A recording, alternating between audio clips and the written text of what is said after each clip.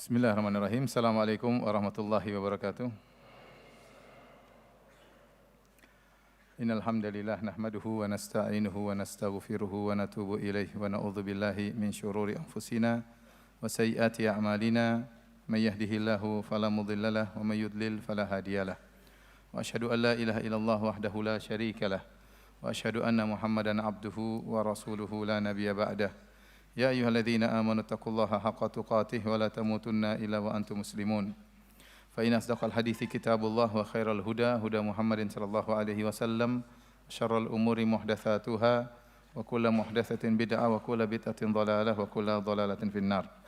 Hadirin dan hadirat yang dirahmati oleh Allah Subhanahu wa taala.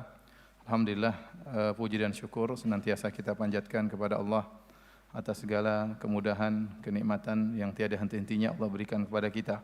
Salawat dan salam tercurahkan selalu kepada junjungan kita, suri tauladan kita, imam kita, Nabi Muhammad sallallahu alaihi wasallam, dan juga kepada keluarganya serta seluruh sahabat beliau tanpa terkecuali. Pada kesempatan kali ini kita akan menyampaikan tafsir dari surat-surat pendek dari juz Amma, ya.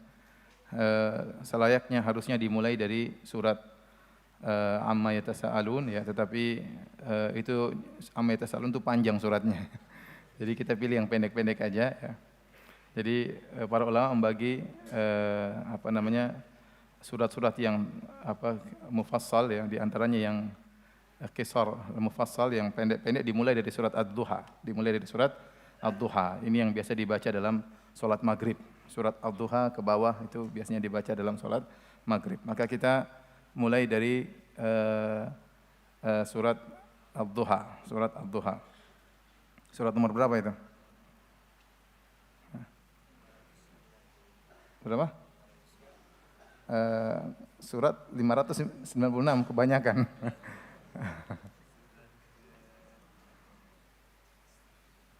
Ya, antum sudah hafal semuanya lah, ya, tidak perlu nomornya. Surat Ad-Duha 93, nomor 93, ya. Yang belum hafal bisa dibuka, ya. Surat Ad-Duha. Surat Ad-Duha, ya. Para ulama sepakat bahwasanya surat Ad-Duha adalah surat Makkiyah, diturunkan kepada Nabi sebelum Nabi berhijrah ke kota Madinah. Saya sering sampaikan dan saya ulangi lagi, surat-surat dalam Al-Quran dan ayat-ayat dalam Al-Quran terbagi menjadi dua. Ada namanya Makkiyah, ada namanya Madaniyah. Yang dimaksud dengan Makkiyah adalah yang turun sebelum Nabi berhijrah, dan Madaniyah adalah yang turun setelah Nabi berhijrah. Adapun surat Ad-Duha turun sebelum Nabi berhijrah. Dan surat Ad-Duha punya keterkaitan penting dengan surat Asy-Syarah atau Al-Insyirah, Alam Nashrah Laka Sadrak, ya. Dua surat ini memiliki keterkaitan yang sangat penting. Bahkan sebagian ulama menganggap dua surat ini adalah satu surat. Tetapi yang benar masing-masing surat berbeda, ya, karena setiap surat dibuka dengan Bismillahirrahmanirrahim dalam mushaf Rasm Utsmani, ya, menunjukkan bahwasanya surat Duha berbeda dengan surat Asy-Syarah. Tetapi dua-duanya sama-sama topiknya sama tentang kenikmatan yang Allah berikan kepada Nabi kita Nabi Muhammad sallallahu alaihi wasallam. Adapun surat Ad-Duha berkaitan dengan nikmat-nikmat yang zahir, ya, lebih cenderung kepada nikmat yang zahir. Adapun surat Asy-Syarah atau Alam Nashrah Laka Sadrak lebih cenderung kepada nikmat-nikmat maknawi yang Allah anugerahkan kepada Rasulullah sallallahu alaihi wasallam. Adapun sebab nuzul surat Ad-Duha, jadi tentunya setiap surat, setiap ayat ada sebab nuzulnya, tetapi tidak semua diketahui sebab nuzulnya.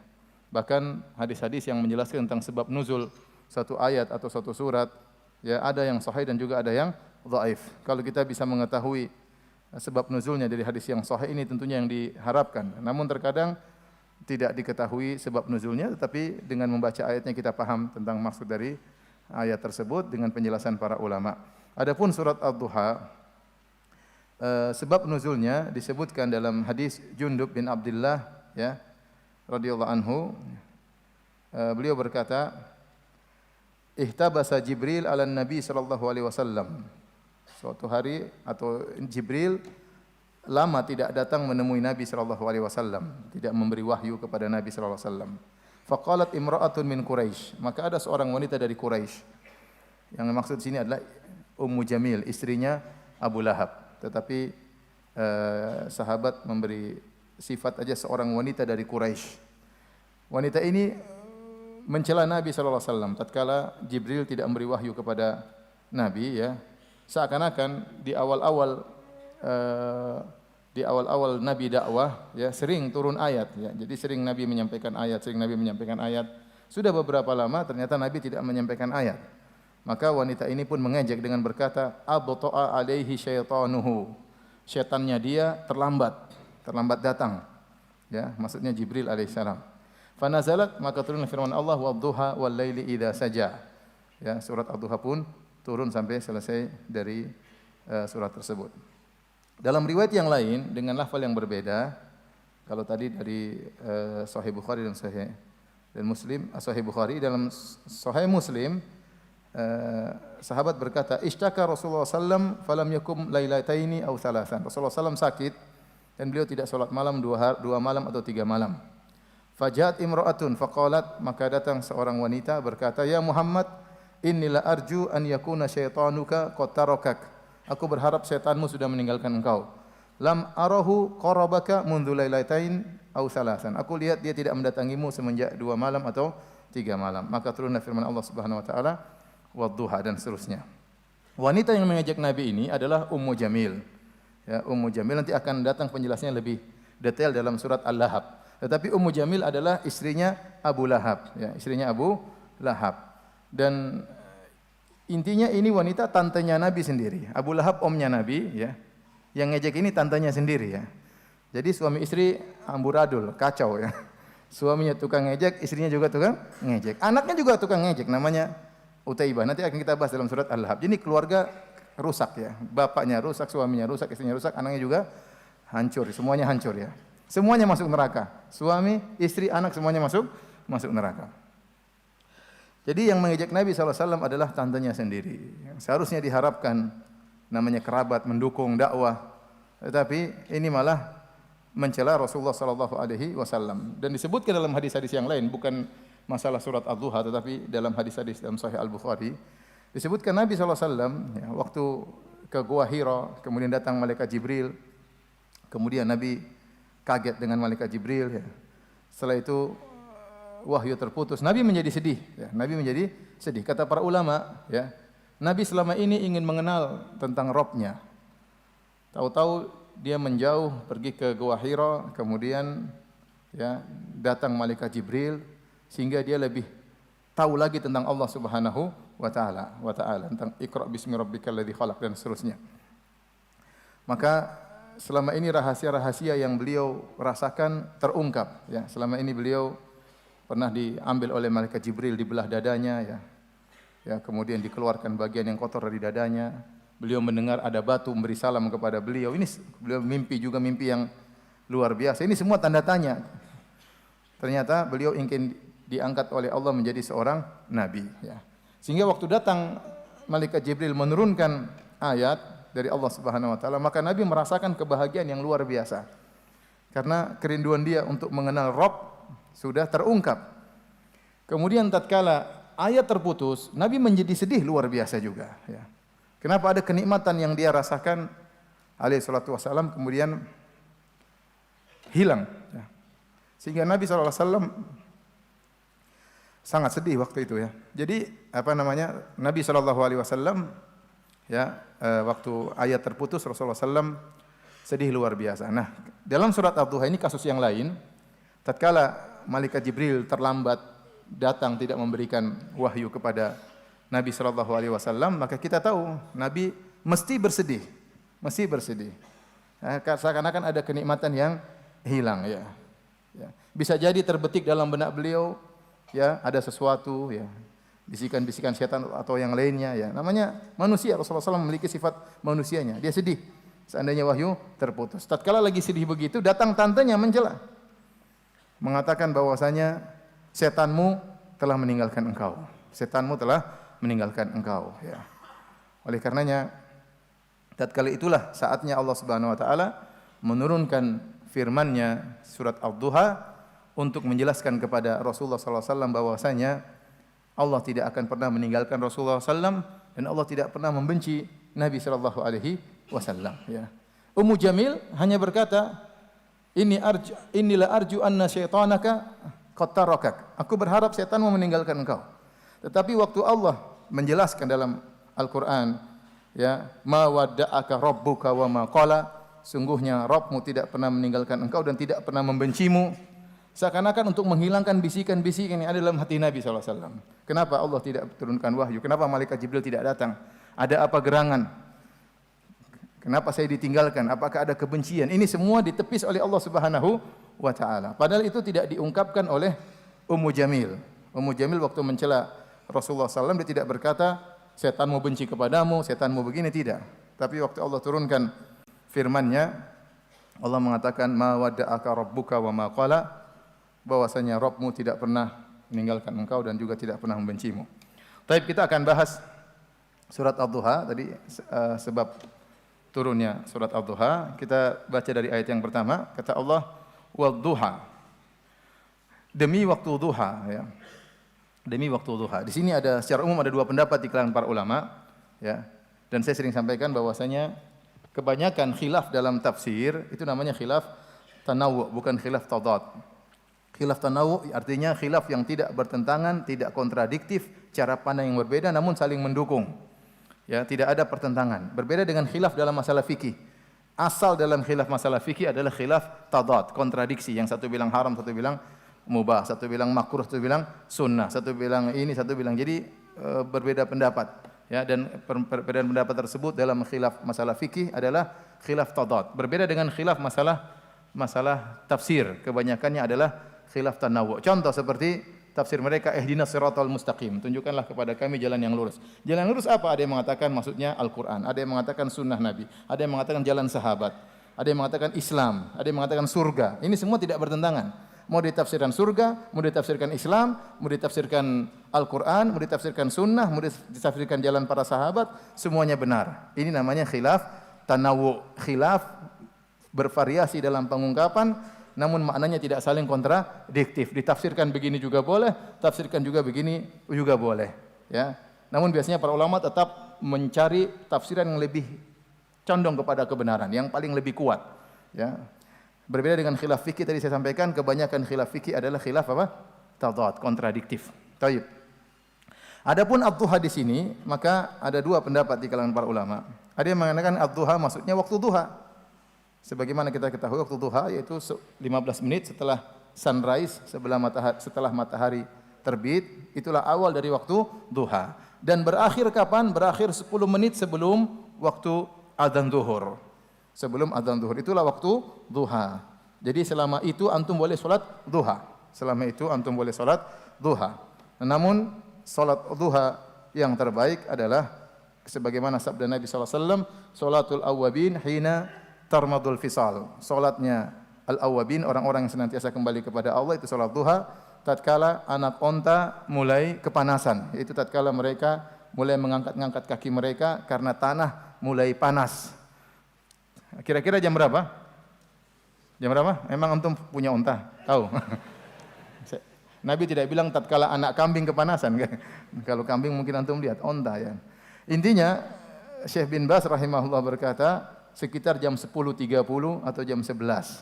Sekitar jam 10.30 atau jam 11. Itu jam 10 ke atas kira-kira, itulah waktu yang paling tepat untuk sholat duha. Sebelumnya boleh, sesudahnya juga boleh. Bahkan 15 menit sebelum adzan zuhur kita masih boleh sholat duha.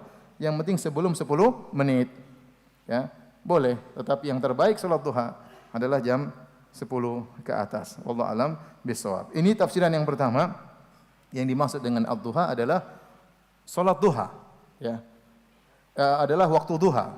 Bahkan sebagian ahli tafsir menyebutkan kenapa Allah bersumpah dengan waktu duha, karena waktu spesial untuk salat duha. Bahkan sebagian ahli tafsir mengatakan yang dimaksud oleh Allah ibaduhul ladzina ya'budunahu fi waqti duha, yaitu maksudnya Allah sedang memuji hamba-hambanya yang beribadah kepada Allah di waktu duha. Maka disebutlah waktu duha secara spesial karena ada hamba-hamba Allah yang beribadah di waktu tersebut, ya. Tafsiran yang kedua yang maksud dengan ad-duha adalah siang, an-nahar, ya. An-nahar, ya. Dan ini pendapat sebagian ulama, ya. Makanya setelah itu Allah mengatakan Wadduha wal laili, demi duha, demi malam. Lawannya malam adalah siang. Berarti masuk dari ad-duha maksudnya adalah an-nahar, ya. Dan ini seperti firman Allah Subhanahu wa taala dalam surat Al-A'raf, awa amina ahlul qura an ya'tiyahum ba'suna duhan wa hum yal'abun.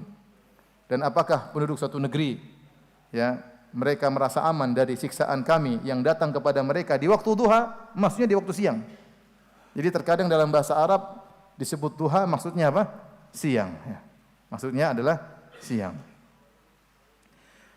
Wallahu a'lam bishawab, ya, meskipun dua-duanya memungkinkan dan dua-duanya ada pendapat para salaf, ya, tetapi kita lebih condong pada pendapat wadduha maksudnya waktu duha secara khusus, waktu duha secara khusus. Karena kalau siang, ya, mencakup waktu duha, mencakup ba'da duhur, mencakup sampai asar, semuanya apa? Siang. Tatkala Allah menyebutkan wadduha, berarti Allah sedang bersumpah dengan waktu duha yang spesial karena pada waktu tersebut ada hamba-hamba Allah yang beribadah kepada Allah Subhanahu wa taala. Oleh karenanya kalau kita punya waktu, kita sisihkan waktu untuk salat duha meskipun 2 rakaat. Meskipun 2 rakaat. Di saat orang-orang sedang sibuk-sibuknya bekerja, terutama jam 10-an. Itu orang sedang puncak-puncaknya berbisnis, sedang puncak-puncaknya beraktivitas. Sisihkan waktu 2 rakaat untuk salat duha. Sama, kita dianjurkan untuk bangun salat malam. Di saat orang-orang sedang puncak-puncaknya pulas tertidur, kita disuruh bangun untuk salat malam, ya. Maka wallahu alam kenapa spesial waktu duha tatkala hina tarmadul fisal, ya, tatkala onta-onta sedang anak onta sedang kepanasan, itu waktu-waktu aktivitas yang paling luar biasa jam-jam tersebut. Tapi kita lanjutkan kata Allah Subhanahu wa taala selanjutnya wal laili idza saja, dan demi malam apabila telah sunyi, ya. Ada beberapa tafsiran, ada yang mengatakan demi malam tatkala datang kegelapannya, ada yang mengatakan idza saja maksudnya demi malam tatkala di puncak gelapnya, ya. Di tengah malam maksudnya, bukan di awal malam, di tengah malam, mungkin jam 1, jam 2, ya. Ada yang mengatakan demi malam secara umum tatkala gelapnya meliputi manusia, ada yang mengatakan demi malam tatkala sedang senyap. Idza saja maksudnya tatkala sedang senyap. Ini contoh tafsiran yang berbeda-beda dari para salaf dan disampaikan oleh Al-Imam At-Tabari dalam tafsirnya, ya. Tapi enggak ada kontradiktif, ya. Mau ditafsirkan malam dengan kegelapannya atau malam di puncak gelapnya atau malam yang meliputi seluruh orang atau malam tatkala sunyi, tidak ada masalah, ya. Sama, kenapa disebut malam tatkala sunyi, tatkala senyap, tatkala di puncak malam? Karena itu waktu yang tepat untuk orang mendekatkan diri kepada Allah Subhanahu wa taala. Sebagaimana di waktu duha, sisihkan waktu untuk beribadah kepada Allah. Di waktu malam juga, di puncak-puncak gelapnya malam, ya. Di saat tersebut, saat yang tepat untuk kita lawan rasa kantuk kita bangun, kita sholat malam. Setelah itu mau tidur lagi enggak ada masalah. Setelah Allah bersumpah dengan waktu duha, kemudian wal laili idza saja, baru Allah turunkan ayat yang membela Nabi Muhammad SAW, menghibur Rasulullah SAW yang sedang bersedih. Kata Allah Subhanahu wa taala, "Ma wadda'aka rabbuka wa ma qala." Sungguhnya Tuhanmu tidak meninggalkan engkau wahai Muhammad dan tidak pula membencimu. Ya. Allah di sini menggunakan kalimat rabbuka. Rabbuka, ya. Karena masalah perhatian terhadap Nabi itu berkaitan dengan rububiyah Allah Subhanahu wa taala. Ini dijelaskan oleh Syekh Sa'di. Makanya Allah mengatakan ma wadda'aka rabbuka, karena Allah telah mentarbiyahmu sejak kau kecil dan Allah tidak akan pernah meninggalkan engkau wahai Muhammad sallallahu alaihi wasallam. As-Sa'di menafsirkan dengan berkata ma tarakaka mundu i'tana bika. Allah tidak pernah meninggalkan engkau wahai Muhammad semenjak Allah perhatian dengan engkau. Wala ahmalaka mundu rabbaka wa ra'ak.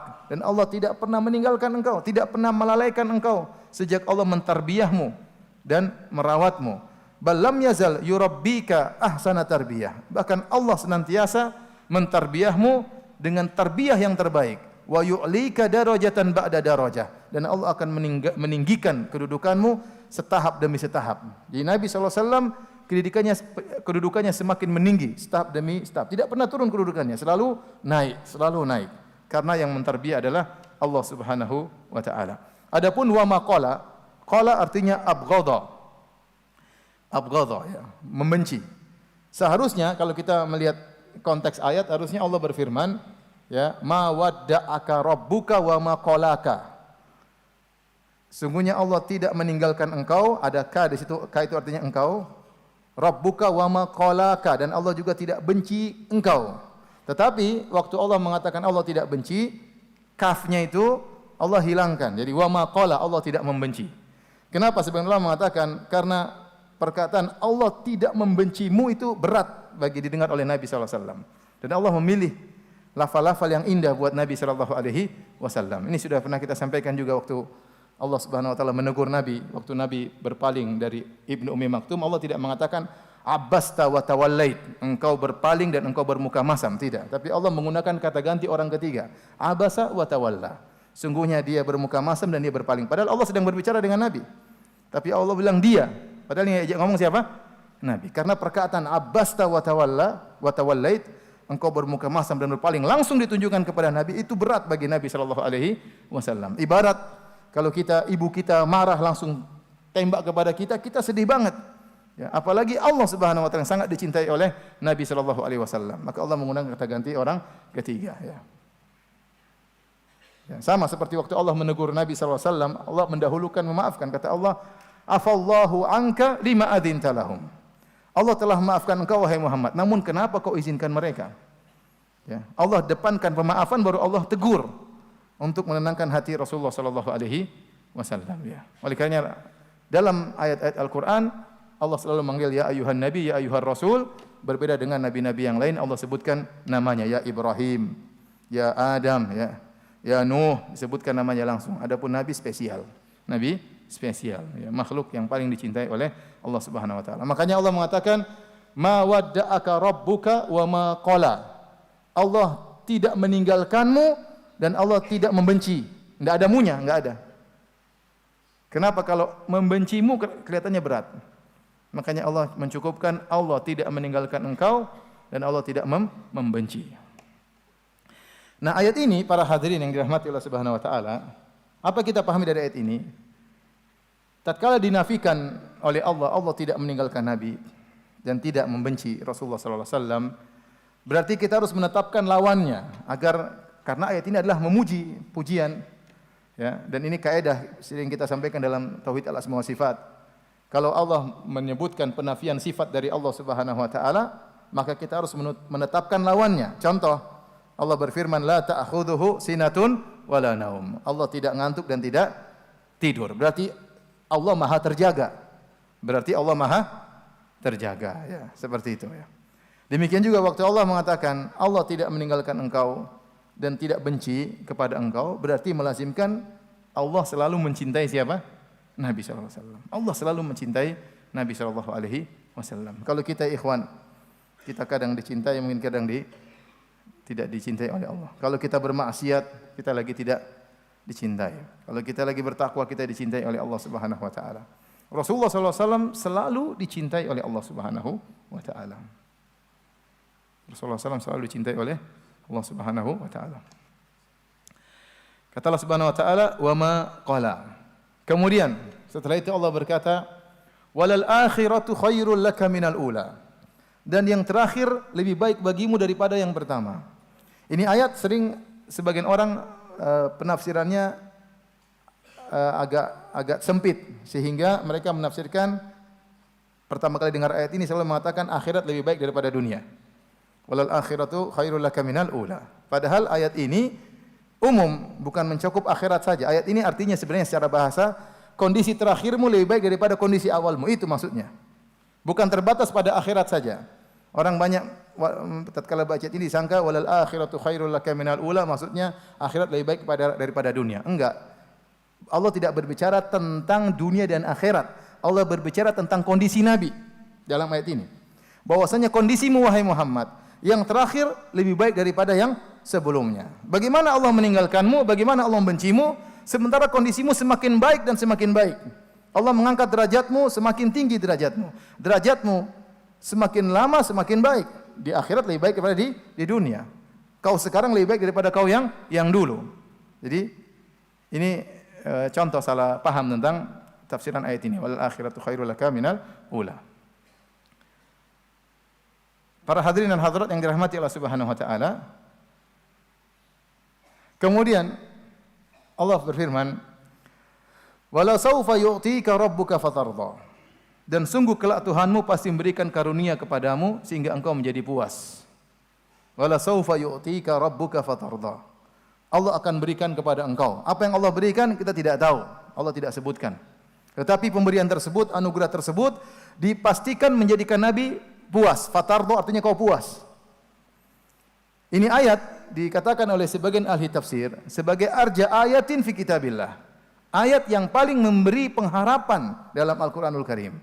Ada khilaf di kalangan para ulama, ayat apa yang paling memberi harapan bagi kaum muslimin? Ada sekitar 15 ayat, ada khilaf. Ada yang mengatakan ayat ini, ada yang mengatakan ayat ini, ada yang mengatakan ayat ini. Di antaranya seperti firman Allah, "Qul ya ibadiyalladzina asrafu ala anfusihim la taqnatu mir rahmatillah, innallaha yaghfiru dzunuba jami'an innahu huwal ghafurur rahim." Katakanlah kepada hamba-hambaku yang bergelimang tenggelam dalam kemaksiatan, ya, jangan kalian putus asa di rahmat Allah. Sungguhnya Allah mengampuni seluruh dosa-dosa. Sungguhnya Allah Maha Pengampun lagi Maha Penyayang. Ayat ini jelas sangat memberi pengharapan bagi setiap orang. Tukang maksiat saja berharap dengan ayat ini, apalagi yang tidak bermaksiat. Ayat ini jelas sangat memberi pengharapan. Namun ternyata ada pendapat lain yang menyatakan bahwasanya ayat yang paling beri pengharapan kepada kaum muslimin adalah ayat ini. Wala sawfa yu'tika rabbuka fatardha. Sungguh Rabbmu akan memberikan anugerah kepadamu dan kau akan puas. Kenapa ayat ini dikatakan sebagai ayat yang sangat memberikan pengharapan? Karena kita tahu Nabi kapan dia puas? Dia puas kalau umatnya masuk surga. Nabi puas kalau umatnya masuk surga. Maka Nabi tentu akan berusaha, ya, agar umatnya terbanyak masuk surga. Maka ini sangat memberi pengharapan kepada umat Rasulullah sallallahu alaihi wasallam. Sampai Rasulullah SAW mengatakan, "Ikhtaba'tu da'wati syafa'atan li ummati yaumal qiyamah. Fahiya na'ilatun insyaallah man qala la ilaha illallah la yusyriku bihi billahi syai'a." Atau kama qala Nabi sallallahu alaihi wasallam. Nabi setiap nabi punya doa yang dikabulkan. Tapi Nabi menyimpan doanya sebagai syafaat bagi umatnya pada hari kiamat, ya, dan itu akan mencakup setiap orang yang mengucapkan la ilaha illallah dan tidak berbuat kesyirikan sama sekali, ya. Jadi seorang berusaha, yang penting jangan syirik deh. Kalau tidak syirik, maka insya Allah kemungkinan besar dia akan mendapatkan syafaat Nabi sallallahu alaihi wasallam. Makanya waktu Abu Hurairah bertanya, "Man as'adun nasi bi syafaatika yaumal qiyamah?" Ya Rasulullah, siapa orang yang paling bahagia mendapatkan syafaatmu pada hari kiamat? Ini dalil bahwasanya orang meraih syafaat Nabi bertingkat-tingkat, tidak sama semuanya. Ada yang meraih syafaat yang banyak dari Nabi, ada yang meraih syafaat sedikit, ada yang tidak dapat syafaat dari Nabi. Maka pertanyaannya, man as'adun nasi bi syafaatika yaumal qiyamah? Siapakah orang yang paling meraih syafaatmu paling banyak, yang paling bahagia pada hari kiamat wahai Rasulullah? Maka Rasulullah SAW menjawab, man qala la ilaha illallah khalisan min qalbihi. Itu orang yang mengucapkan la ilaha illallah dan dia ikhlas dari hatinya. Ini dalil, orang semakin ikhlas semakin meraih syafaat Nabi sallallahu alaihi wasallam. Semakin tidak ingin dipuji, semakin tidak ingin disanjung, semakin tidak ingin diangkat-angkat, dia akan semakin meraih syafaat Nabi sallallahu alaihi wasallam. Tapi kalau Anda beramal saleh, ternyata Anda ingin pengakuan, ingin penyanjungan, ya, ingin dinomorsatukan, maka semakin sedikit Anda meraih syafaat Nabi sallallahu alaihi wasallam, ya. Oleh karenanya Nabi sallallahu alaihi wasallam berusaha memberi syafaat sebanyak-banyaknya kepada umatnya. Dan Allah menjanjikan akan beri kepuasan kepada Nabi sallallahu alaihi wasallam. Oleh karena kalau ada orang yang ternyata masuk neraka pada hari kiamat, kelak itu orang sudah terlalu parah. Karena pengampunan Allah sudah berikan begitu banyak, kemudian Rasulullah SAW juga memberi syafaat, ya. Kemudian ternyata dia tidak bisa selamat dari neraka jahanam, berarti sudah sangat parah. Sebenarnya kenapa tidak parah? Coba kita lihat. Allah Subhanahu wa taala masalah aturan pahala saja. Allah yang melakukan kebaikan 10 pahala, melakukan kemaksiatan cuma 1. Itu masih masuk neraka juga. Antum melakukan 1 kebaikan hitungannya 10. Hitungannya sudah tidak adil versi kita, ya. Tapi alhamdulillah itu kalau adil bahaya. Satu-satu bahaya. Antum melakukan kebaikan 1 dapat 10 pahala. Antum melakukan kesalahan 1 hitung 1. Belum lagi banyak hal-hal yang bisa menggugurkan dosa-dosa antum. Belum lagi syafaat Nabi sallallahu alaihi wasallam. Sehingga kalau orang sampai masuk neraka itu sudah sangat parah. Oleh karenanya inilah yang dikatakan oleh sebagian ulama bahwasanya ayat ini adalah ayat yang paling memberi harapan kepada umat Islam. Dalam satu hadis dari Ibnu Mas'ud dia berkata, "Kunna ma'a Rasulillah sallallahu alaihi wasallam fi qubbatin nahwan min arba'ina rajulan." Satu hari kami bersama Nabi sallallahu alaihi wasallam ya di suatu kemah yang sekitar 40 orang. Kemudian Nabi berkata, "Atardawna an takunu rubu'a ahlil jannah?" Apakah kalian ridha, kalian suka kalau kalian adalah seperempat penghuni surga? Qulna na'am, kami ridha, seperempat banyak. Qala atardawna an takunu thulutsa ahlil jannah? Apa kalian ridha kalau kalian menjadi sepertiga penghuni surga? Qulna na'am. Maka Nabi berkata, "Walladzi nafsi biyadihi, inni la arju an takunu nisfa ahlil jannah." Aku berharap kalian setengah dari penghuni apa? Surga. Setengah dari penghuni surga. Jumlah yang banyak ya. Mudah-mudahan antum semuanya masuk ya. Amin. Amin ya rabbal alamin. Taib, setelah itu ya, jadi Allah tenangkan, ya Rasulullah, bagaimana saya meninggalkan engkau ya Nabi? Sementara saya kondisimu yang sekarang lebih baik daripada yang dahulu. Bagaimana saya meninggalkan engkau wahai Muhammad? Sementara aku memberikan apa yang buat kau puas. Ya, jadi benar-benar Allah menenangkan Nabi sallallahu alaihi wasallam karena ada dugaan Nabi ditinggal, Nabi dibenci. Itu semua tidak ada dalam ya Allah Subhanahu wa taala tidak pernah demikian.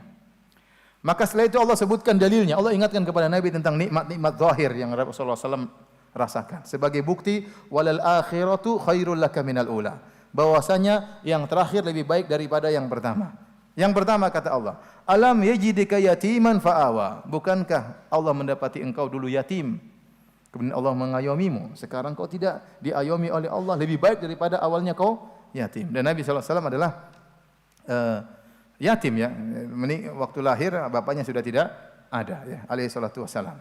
Kemudian waktu berumur 6 tahun ibunya juga meninggal dunia. Jadi yatim piatu tatkala berusia 6 tahun. Maka Allah ingatkan dulu kau yatim. Seandainya Allah tinggalkan engkau tidak ada yang merawatmu. Tapi Allah menjadikan ya kakek Nabi cinta kepada Rasulullah ya. Padahal mungkin cucu-cucunya kakek Nabi banyak yang lain. Tetapi kenapa dia begitu perhatian terhadap siapa? Rasulullah. Allah menjadikan Abu Talib sangat sayang kepada Muhammad sallallahu alaihi wasallam. Ini semua dari Allah Subhanahu wa taala.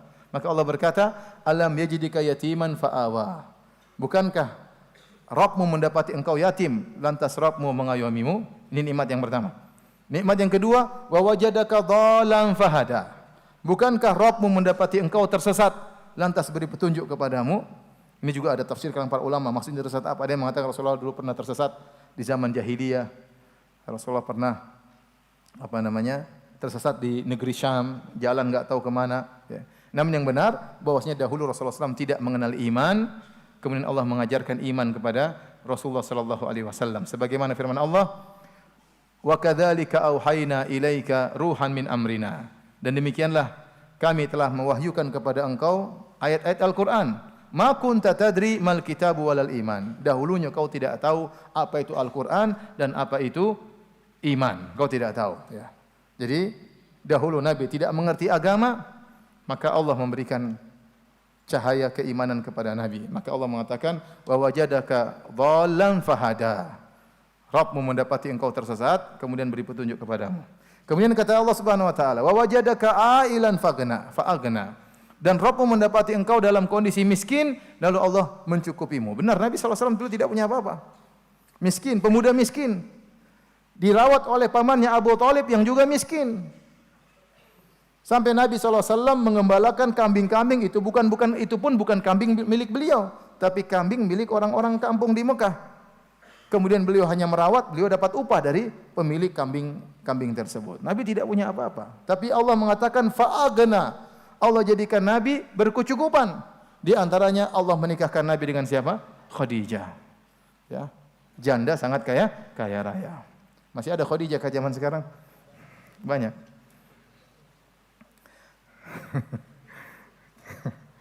Banyak tapi enggak ada yang berani. Jadi Allah menjadikan Nabi kaya raya dengan Khadijah. Setelah itu Allah pertemukan Nabi dengan sahabat-sahabat yang kaya raya. Abu Bakar kaya raya. Utsman kaya raya, ya. Abdurrahman bin Auf kaya raya yang membantu dakwah Nabi sallallahu alaihi wasallam. Setelah itu Allah menangkan Nabi dalam banyak peperangan sehingga Nabi sallallahu alaihi wasallam memiliki banyak harta dari fai' maupun dari ghanimah, ya. Jadi Allah ingatkan semua ini kepada Nabi sallallahu alaihi wasallam bahwasanya kondisimu akan selalu semakin baik. Bagaimana mungkin aku meninggalkan engkau? Bagaimana mungkin aku membencimu wahai Muhammad? Sementara kondisimu dari dulu sudah aku perhatikan. Ini maksud dari surat Ad-Duha. Setelah itu Allah berfirman, fa ammal yatima fala taqhar.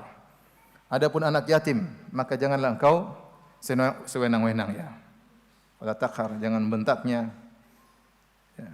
Wa amma sa'ila fala tanhar. Adapun orang minta-minta jangan kau menghardiknya. Jadi Rasulullah SAW benar-benar ngerti tentang ayat ini. Fa ammal yatima fala taqhar. Adapun anak yatim jangan berbuat senang-senang kepadanya. Karena Nabi pernah yatim. Nabi pernah yatim. Nabi waktu mengatakan ana wa kafil yatimi kahataini fil jannah. Aku dan pengasuh anak yatim seperti ini di surga. Seperti dekatnya jari sababah wal wusta, jari petunjuk dan jari tengah, jari telunjuk jari tengah, ya. Itu benar-benar Nabi tahu tentang anak yatim, ya. Tentang anak yatim karena beliau pernah jadi yatim, ya. Makanya di antara hadis kalau seorang ingin mengeluhkan qaswata qalbihi, mengeluhkan tentang hatinya yang keras, maka Nabi sallallahu alaihi wasallam mengatakan idza aradta talyina qalbik, ya, fa'atimil miskin wamsah ra'sal yatim. Kalau kau ingin hatimu lembut, ya, maka berilah makan kepada fakir miskin dan usapkan tanganmu ke kepala anak yatim, ya. Antum kalau ketemu anak yatim diusap, ya. Jangan usap-usap doang, kasih duit juga. Om usap-usap aja dari tadi, duitnya mana? Kasih duit juga lah. Ya, karena anak-anak yatim tersebut tidak pernah merasakan usapan kedua orang tuanya, ya.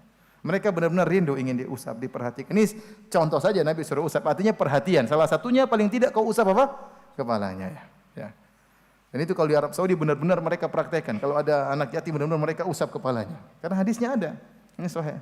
Antum juga begitu ketemu anak yatim, apa? Usap. Ingat jangan usap aja, ya. Usap aja gratisan. Ada duit kasihlah biar dia lebih senang, ya.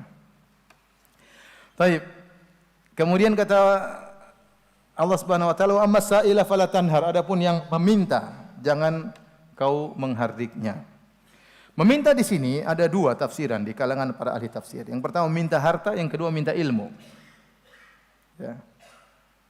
Kalau ada orang minta harta kepada engkau, kalau kau tidak bisa memberi, tidak perlu kau caci maki. Mungkin dia salah, mungkin kondisinya harusnya dia muda, harusnya dia bisa bekerja. Kenapa dia minta-minta? Tidak perlu Anda maki-maki. Anda nasihatin apa? Kamu badanmu masih sehat, ngapain apa? Minta-minta. Kamu masih bisa bekerja. Ya, jangan minta-minta. Tapi kamu itu jangan maki-maki, ya. Karena dia tahu meskipun dia melakukan pekerjaan yang hina, dia tahu masih ada orang Islam yang mau kasih-kasih. Daripada dia mencuri, dia merampok, begal, ya. Ya, mungkin kalau tidak ada yang kasih dia begal, mungkin dia mencuri, ya. Maka kalau Anda tidak bisa memberi kepada orang minta-minta, ya, tidak perlu dicaci maki, tapi dinasihati. Nasihati. Kalau mau kasih juga tidak apa-apa, ya. Yang kedua, minta ilmu. Nah, ini tertuju kepada para ustadz, ya. Ya, seorang, ya, kalau ada yang bertanya kepadanya, ya, kepada seorang ustadz, kepada orang ilmu, maka hendaknya dia menjawab.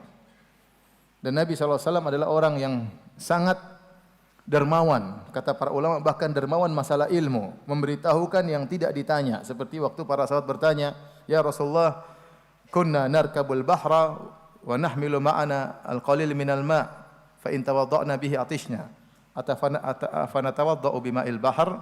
Ya Rasulullah, kami berlabuh di lautan dan kami hanya bawa air tawar sedikit. Kalau kami gunakan air tawar tersebut untuk berwudu, apalagi untuk mandi junub, maka akan habis air dan kami akan kehausan. Apakah boleh kami berwudu dengan air laut yang asin? Maka apa jawaban Nabi SAW? Kata Rasulullah SAW, huwa tahuru ma'uhu. Sungguhnya air laut itu suci airnya, boleh untuk bersuci, boleh untuk wudu, boleh untuk mandi junub. Apakah titik? Enggak, ternyata Nabi tambahkan lagi, kata Nabi, al-hillu maitatuhu, bangkainya juga apa? Halal. Padahal masalah bangkai tidak ditanyakan oleh para sahabat. Namun kata para ulama, inilah dermawan Nabi sallallahu alaihi wasallam, diminta ditanya tentang masalah hukum air laut boleh dipakai untuk berwudu atau tidak, jawabannya bukan cuma masalah air laut, bahkan masalah apa? Masalah hukum ikannya. Ya, masalah hukum ikannya. Dan ini diantara contoh kedermawanan Nabi SAW menyampaikan yang Rasulullah anggap perlu diketahui oleh orang yang bertanya. Kita, ya saya bicara sebagai ustadz, ya, kita ini terkadang sok sibuk ya. Orang tanya, saya kadang malas sekali jawab ya. Apalagi sudah selesai pengajian masih ditanya lagi. Terkadang yang bertanya juga memang sering tidak beradab ya. Sering tidak beradab ya. Waktu kita buka, siapa yang bertanya nggak ada yang tanya. Begitu kita selesai mau istirahat, mau telepon istri kayak, mau telepon anak-anak kayak, ada yang nanya-nanya lagi. Ya, mau diomelin bagaimana kan? Nanti dibilang ustadznya tidak beradab. Padahal yang tidak beradab ya. Ya. Ya, seperti itu, kejadian ini seperti itu. Ya. Itu salah satu contoh. Contoh saya pernah ditelepon jam 3:30 ditelepon. Qadarullah saya tidak matikan HP, saya lupa. Telepon. Halo, Assalamualaikum. Ustaz, saya mau tanya Ustaz. Enak aja mau tanya. Mungkin dia husnudzon Ustaz salat malam. Padahal saya lagi tidur. Aduh, halo, Assalamualaikum. Ini pasti penting ini. Ustaz, ada yang bertanya, bisa ditunda ke besok? Ustaz, penting sekali Ustaz. Bisa ditunda enggak besok pada subuh? Ini penting sekali. Apa pertanyaannya? Pertanyaannya enggak penting. Saya jawab, iya, tapi saya tidak omelin. Saya jawab, terus saya mematikan HP habis itu. Ya seandainya kalau Ustadz ini saya hidup atau mati ya mungkin kita jawab. Ini enggak pertanyaan yang bisa ditunda nanti ya. Apa hukum begini Ustadz? Itu enggak mesti ditanya 3:30. Ente bisa tanya jam 8 pagi pertanyaan seperti itu. Jadi sebagian orang, jadi maksud saya kalau kita sebagai Ustadz ternyata tidak menjawab, antum kasih uzur ya. Kasih uzur karena kita juga memberi ceramah, kita juga harus urusan sama istri ya. Istri yang ditanya kenapa enggak telepon, repot juga. Mending enggak jawab pertanyaan antum dari enggak jawab pertanyaan istri. Kadang-kadang seperti istri saya, suka gelisah ya. Saya kalau enggak WA dia, enggak telepon, dikira ada apa-apa. Apalagi kalau telepon HP-nya mati. Udah gelisah, semua ditanya. Ustaz Zainuddin ditanya, Ustaz siapa ditanya, semua ditanya. Ustaz kok enggak jawab telepon ya? Padahal terkadang saya lupa, terkadang saya silent, terkadang ya. Jadi mau saya, kita sebagai ustadz, kalau kita lagi malas jawab, ingat ayat ini. Wa amma sa'ila fala tanhar. Kalau kamu tidak bisa, tidak usah bentak dan jangan pelit dengan apa? Jangan pelit dengan ilmu. Ingat orang yang bertanya terkadang dia benar-benar dalam kondisi buta, tidak ngerti. Dia ingin sekali dapat jawaban. Ya, apalagi masalah keluarganya, masalah rumah tangganya, ya, masalah sesuatu ya. Maka ingat ayat ini. Kalau kita punya waktu kita jawab ya. Kalau enggak kita bilang mohon maaf tidak bisa jawab ya. Kemudian di akhir ayat kata Allah Subhanahu wa taala, "Wa amma bi ni'mati rabbika fahaddits." Adapun tentang nikmat-nikmat Rabbmu maka nyatakanlah, hadis ceritakanlah. Maka ceritakanlah. Ada 3 pendapat tentang ayat ini, "Wa amma bi ni'mati rabbika fahaddits." Adapun atas nikmat Rabbmu maka ceritakanlah.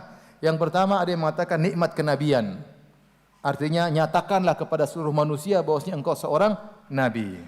Inni Rasulullah ilaikum jami'an. Qul ya ayuhan nas, wahai manusia sekalian, aku adalah utusan Allah kepada kalian seluruhnya. Ya. Sampaikan kepada umat manusia bahwasanya nikmat kepada mereka yang Allah berikan kepada engkau adalah diangkat menjadi seorang nabi. Yang kedua, tafsir yang lain mengatakan nikmat Al-Quran, bahwasanya binikmati Rabbika maksudnya nikmat Al-Quran, maka bacakanlah. Ini tafsir yang kedua. Bacakanlah Al-Quran kepada orang-orang agar mereka tahu tentang indahnya Al-Quran, ya, agar mereka tahu tentang betapa Al-Quran ini memberi hidayah. Makanya saya sangat berharap kepada ikhwan-ikhwan, ya, pelajari tafsir. Tafsir itu indah, ya. Tafsir itu indah. Apalagi sering kita baca surat-surat tersebut, kalau kita ngerti maknanya, ini pengaruh dalam salat kita. Pendapat yang ketiga, binikmati rabbika, dengan nikmat Rabbmu secara umum. Secara umum, nikmat apapun yang Allah berikan kepada engkau, maka sebut-sebutlah. Dan pendapat ketiga ini kuat ya, karena secara bahasa nikmatu rabbika, ya, binikmati rabbika, nikmat mufrad diidhafahkan kepada ma'rifah, maka memberi faedah keumuman dalam usul fikih. Jadi wa amma binikmati rabbika, adapun terhadap nikmat Rabbmu kepada engkau maka sampaikanlah. Yang dimaksud dengan sampaikanlah disebutkan oleh As-Sam'ani dalam tafsirnya, ada 2 cara menyebut nikmat. Yang pertama dengan menunjukkan rasa syukur, itu berarti kau ingat nikmat Rabbmu dengan kau gunakan untuk beribadah, kau sedekahkan hartamu, ya. Sambung silaturahmi dengan hartamu, ya. Dengan kesehatanmu kau gunakan untuk salat malam, dengan kesehatan kau bantu orang misalnya, ya. Subhanallah, saya kalau Asad Abu Sa'ad, ya, rahimahullahu taala. Saya dulu punya kawan, saya maksudnya orang hebat sekali, luar biasa Ustaz Abu Sa'ad rahimahullahu taala. Antum mungkin baca cerita di internet banyak, tapi di antara yang saya pernah dapat cerita langsung dari seorang kawan, saya dulu waktu di Syu'bah punya kawan orang Pakistan atau Afghanistan, dekat saya bangkunya. Dia tanya sama saya, "Firanda, kamu kenal Ustadz Fulan? Kamu kenal si Fulan?" Saya kenal. "Si Fulan kamu kenal?" Saya juga kenal. Kata dia, "Abu Sa'ad itu luar biasa." Saya bilang, "Kenapa?" "Dia itu pernah bangunkan rumah teman saya tanpa dibayar sama sekali." Jadi ke luar negeri bangun, ke Pakistan bangun rumah orang. Artinya Ustadz Abu Sa'ad jadi kuli, ya, bangun rumah orang tanpa dapat bayaran sama sekali, ya. Jadi luar biasa. Jadi orang bersedekah dengan harta, kalau punya harta sedekah dengan harta, kalau punya tenaga bersedekah dengan tenaga, kalau punya ilmu bersedekah dengan apa? Dengan ilmu, ya. Ini di antara bentuk tahdits bin ni'mah, tahaddus bin ni'mah, menyampaikan nikmat Allah Subhanahu wa taala, di antaranya dengan mensyukuri nikmat Allah Subhanahu wa taala. Yang kedua, kata Sam'ani, itu menceritakan kepada orang-orang yang thiqah, yang terpercaya dan amanah. Jadi bukan dipahami oleh sebagian orang kalau kita diberi nikmat kita cerita ke sana sini, share ke sana sini, enggak, bukan begitu maksudnya. Karena kalau setiap kenikmatan kita share akan menimbulkan banyak orang yang hasad, banyak orang yang dengki, ya. Maka tidak semua nikmat kita ceritakan, ya. Tatkala Nabi Yusuf alaihissalam menyampaikan dia bermimpi dengan mimpi yang indah, kata ayahnya, "Jangan ceritakan kepada saudara-saudaramu, karena akan bisa menimbulkan hasad dari mereka."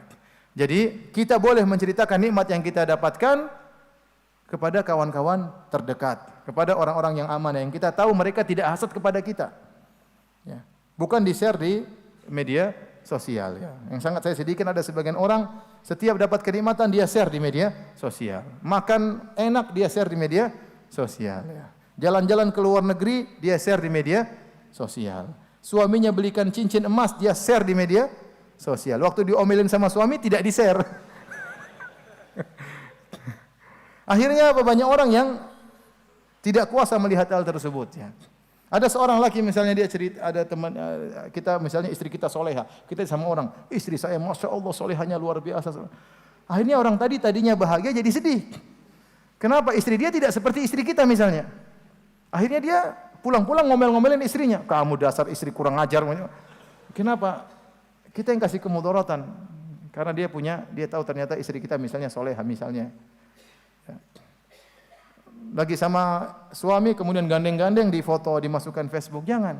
Nanti banyak akhwat yang kepingin sama suami anti. Ya. Akhirnya cari nomor telepon, akhirnya kirim WhatsApp, kirim. Ya. Anti yang susah sendiri. Maka tidak semua kenikmatan kita share. Kita boleh ceritakan secara detail kepada orang-orang tertentu, sebagaimana tadi penjelasan para ulama yang amanah dan thiqah. Tidak semua nikmat kita ceritakan. Banyak orang yang tidak kuasa melihat kenikmatan tersebut, akhirnya hasad atau dengki, ya. Saya selalu ingat perkataannya Syekh Syafi'i, ya. Dia bilang kalau ada orang tanya kepada engkau nikmat apa yang kau punya hartamu, maka jawab secara global saja, jangan jawab secara detail. Kalau ditanya kau udah punya rumah? Belum, miskin. Kalau ente bilang belum punya rumah, ente dihina, miskin kasihan. Tapi kalau ente bilang saya punya rumah 3, dia hasad.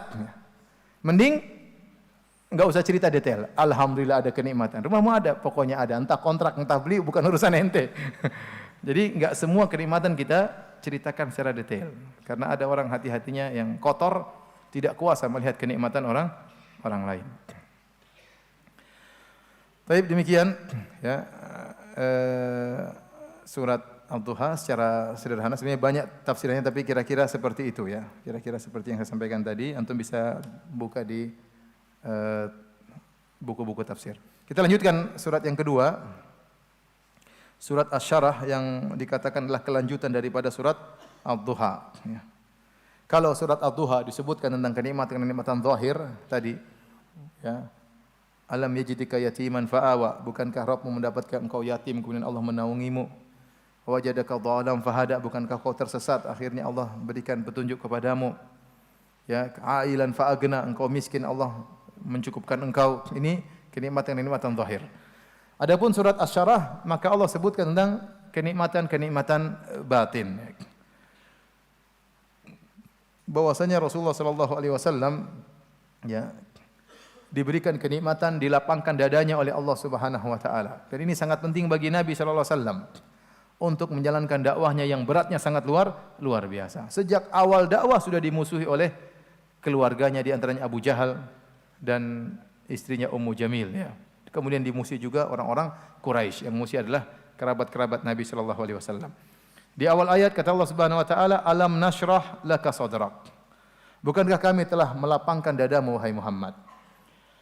Di sini Ibnu Katsir menyebutkan mencakup pelapangan dada dua, secara yang konkret maupun yang secara maknawi. Yang konkret, Allah melapangkan dada Nabi, benar-benar Allah kirim malaikat Jibril untuk membelah dada Nabi sallallahu alaihi wasallam dan mengeluarkan kotoran dari dada Nabi sallallahu alaihi wasallam. Ini terjadi 2 kali. Ya, hadis-hadis yang sahih ada yang mengatakan lebih daripada itu, namun hadis-hadis yang sahih datang 2 kali. Pertama, tatkala Nabi berusia sekitar 4 tahun, waktu Nabi masih tinggal di kota Taif, datang malaikat Jibril, kemudian membelah dada Nabi, dikeluarkan jantungnya, kemudian dicuci di air Zam-Zam, kemudian dibersihkan dari kotoran setan, kemudian dimasukkan lagi, dijahit. Yang kedua, tatkala Nabi sallallahu alaihi wasallam hendak Isra Mi'raj, sama, Nabi sallallahu alaihi wasallam juga dadanya dibelah, dikeluarkan jantungnya, dibersihkan lagi untuk persiapan Nabi bertemu dengan Allah Subhanahu wa taala. Kalau pertama persiapan Nabi untuk menjadi seorang nabi, maka dibersihkan. Yang kedua persiapan untuk bertemu dengan Allah Subhanahu wa taala. Sehingga benar-benar dada Nabi menjadi lapang. Yang tadinya sempit dengan bagian setan dikeluarkan menjadi lebih lapang jantung Nabi sallallahu alaihi wasallam. Ini yang pertama. Pendapat yang kedua, bahwasanya Nabi sallallahu alaihi wasallam artinya dadanya dibuat lapang, mudah menerima. Artinya tabah, sabar dalam menghadapi godaan, dalam menghadapi ujian ya. Karena ujian yang dihadapi oleh Nabi sallallahu alaihi wasallam sangat berat. Yang benar, 2 tafsir ini saling berkaitan. Di antara sebab kenapa Nabi begitu sabar menghadapi ujian dalam dakwahnya, karena memang bagian setan sudah dibersihkan oleh malaikat Jibril. Ya. Jadi dibersihkan dari Nabi sallallahu alaihi wasallam, membantu Nabi untuk bisa sabar dalam berdakwah. Dan nikmat lapangnya dada, ini nikmat yang paling utama. Makanya Nabi Musa alaihissalam waktu berdoa kepada Allah, waktu diutus kepada Fir'aun, tidak gampang ya. Idhab ila Fir'auna innahu tagha. Wahai Musa, pergilah engkau kepada Fir'aun, dakwahi dia. Tidak gampang. Nabi Musa baru saja kabur dari kejaran Fir'aun sekitar 10 tahun yang lalu. Ya, kabur, sekarang datang disuruh dakwah kepada Fir'aun. Sementara Fir'aun pintar ngomong, pimpinan Mesir, ya. Nabi Musa pernah jadi anak angkatnya di situ. Banyak problematika di benaknya Nabi Musa alaihissalam yang masuk dalam dadanya. Untuk dakwah kepada Fir'aun tidak gampang, ya, tidak gampang. Maka Nabi Musa harus menjalankan perintah Allah Subhanahu wa taala, maka dia pun berdoa kepada Allah Subhanahu wa taala dengan doanya yang masyhur, Rabbi shrahli sadri. Ini yang pertama Nabi Musa minta, ya Allah lapangkanlah apa? Dadaku. Baru kemudian wa yassirli amri, mudahkanlah urusanku. Ya. Wahlul 'uqdatam min lisani, hilangkan kekakuan dari lisanku untuk berbicara. Yafqahu qauli, agar mereka bisa paham tentang apa yang aku sampaikan. Yang pertama kali Nabi Musa minta adalah syarhus sudur, agar dilapangkan dada. Nah, kita kalau berdakwah, antum sebagai dai atau selain dai, berdakwah di masyarakat, yang paling penting adalah dada itu apa? Lapang. Karena kalau dada itu lapang, antum ikhlas, maka semuanya menjadi mudah. Tapi kalau dada antum sempit, yang ringan jadi berat, yang ringan jadi berat. Banyak perkara yang sepele tidak usah dibesar-besarkan jadi besar. Kenapa? Karena dada antum tidak lapang. Mudah emosi, mudah marah, mudah dendam, ya, mudah tersinggung, baper dan macam-macamnya. Susah kalau orang baperan jadi dai, susah. Akhirnya apa? Emosional, udah emosional repot ya. Oleh karenanya yang pertama kali kita minta kepada Allah adalah Rabbi shrahli sadri, lapangkanlah dadaku. Apalagi seorang dai terkadang dia mendapat permasalahan di luar. Terkadang di rumah tangganya juga ada masalah, terkadang dengan familinya juga ada masalah ya. Jadi harus dia lapangkan dadanya. Ya. Apalagi dalam berdakwah, dan dakwah pasti ada gangguan. Makanya yang paling penting adalah sabru alal adza fih. Sabar dalam gangguan ketika berdakwah. Terkadang gangguan di luar dari pihak-pihak yang membenci kepada sunnah Nabi SAW, kita sabar. Yang lebih berat terkadang gangguan dari dalam. Jadi teman-teman sendiri terkadang. Ini lebih berat lagi daripada gangguan dari luar. Ya. Paling tidak enak kalau kita dijatuhin oleh kawan sendiri. Paling tidak enak kalau kita dijelek-jelekan oleh kawan sendiri. Casingnya sama, modelnya sama, dakwanya sama, tapi saling menjatuhkan. Itu paling tidak enak. Ya, paling tidak enak ya. Makanya ada ibarat tentang kapak yang menghantam pohon ya. Dikatakan bahwasanya pohon itu sangat sedih. Bukan karena dia terluka gara-gara kapaknya, tapi dia lihat gagang kapaknya juga terbuat dari kayu. Ini paling menyedihkan seperti itu ya. Jadi misalnya kita sebagai dai kalau dicela sama ahlul bidah misalnya, kita masih ringan. Mau dihabisi, mau dijelekan. Tapi kalau mencela teman sendiri, ini lebih tidak enak. Makanya antum dalam berdakwah harus kompak. Kalau ada masalah di antara antum, di antara panitia, di antara para ustadz, kalau bisa bagaimana? Ya, kata Nabi SAW, tatawa'a wa la takhtalifa. Hendaknya kalian saling mengalah dan jangan berselisih. Ya. Oleh karenanya lapang dada ini sangat penting. Adapun kalau orang cepat emosi, ini susah menjadi tidak. Iya. Ya, saya contohkan, saya punya teman, dia marah sama teman saya yang lain. Kata dia, si fulan tuh kurang ajar. Semoga dipersempit kuburannya. Padahal itu belum mati. Gimana? Belum mati sudah didoakan kalau masuk kuburan akan dipersempit kuburannya. Ini dadanya enggak kuat, seperti repot. Nanti jadi dai emosi terus. Marah sana marah sini, kerjanya ngamuk ya repot. Nanti dikira itu manhaj, padahal manhaj ngamuk. Manhajnya dai itu sendiri, bukan manhaj salaf ya. Oleh karena para hadirin yang telah subhanahu wa taala, yang paling penting adalah lapangnya dada. Dan ini nikmat yang Allah berikan kepada Nabi SAW, dan beliau luar biasa lapangnya dada beliau alaihi salatu wassalam ya. Dan tentunya sudah pernah kita bahas dalam kajian-kajian yang lain bagaimana lapangnya dada Nabi SAW. Kemudian yang kedua, di antara nikmat maknawi yang Allah berikan kepada Rasulullah, wa wada'na 'anka wizrak, dan kami telah menurunkan beban darimu. Wizrak atau wizr secara bahasa Arab artinya dosa. Kami telah menghilangkan dosa dari bebanmu ya. Jadi Rasulullah itu benar-benar merasa memikul beban dosa yang berat bagi Nabi sallallahu alaihi wasallam. Nah, dosa di sini maksudnya apa? Ini ada khilaf juga di kalangan para ahli tafsir. Ada yang mengatakan maksudnya dosamu di zaman jahiliyah. Ya, karena kau di zaman jahiliyah pernah melakukan hal-hal mungkin seperti pemuda-pemuda yang lain ya.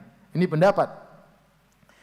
Ya, meskipun Nabi tidak pernah menyembah berhala, tidak pernah minum khamr, tapi ada kesalahan-kesalahan lain yang Nabi lakukan sebagaimana sifat manusiawinya, dan itu dipikir-pikir terus oleh Nabi. Padahal itu sudah zaman dulu, tapi dipikir terus oleh Nabi, maka Allah legakan dada Nabi, kata Allah, sudah saya ampuni seluruhnya. Tidak perlu dipikirkan lagi. Ini pendapat yang pertama. Pendapat yang kedua, maksudnya Nabi memikirkan dosa umatnya menjadi pikiran serius bagi Nabi sallallahu alaihi wasallam.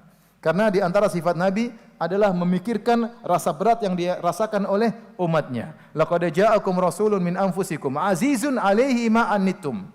Sungguh telah datang kepada kalian seorang rasul dari jiwa kalian. Azizun 'alaihi ma anittum, yang dia merasa berat apa yang beratkan kalian. Ini pendapat kedua. Rasulullah SAW merasa berat dengan kemungkaran-kemungkaran yang dilakukan oleh umatnya, kesalahan-kesalahan yang dilakukan oleh umatnya, ini berat bagi Nabi sallallahu alaihi wasallam. Yang ketiga maksudnya, dan ini pendapat yang dipilih oleh Ibnu Katsir rahimahullahu taala, maksudnya dosa Nabi sallallahu alaihi wasallam. Nabi, orang-orang saleh itu kalau melakukan dosa yang kecil merasa berat. Orang-orang saleh meskipun dosa yang mereka lakukan kecil, namun bagi mereka itu merasa sangat berat. Orang-orang saleh kalau mereka memandang sesuatu yang haram, mereka merasa berat. Meskipun mungkin dianggap dosa kecil memandang haram, tapi bagi mereka itu perkara yang berat. Jika orang sudah terbiasa memandang haram, bagi dia tidak ada masalah. Mau lihat aurat wanita, mau lihat maksiat, mau lihat apa.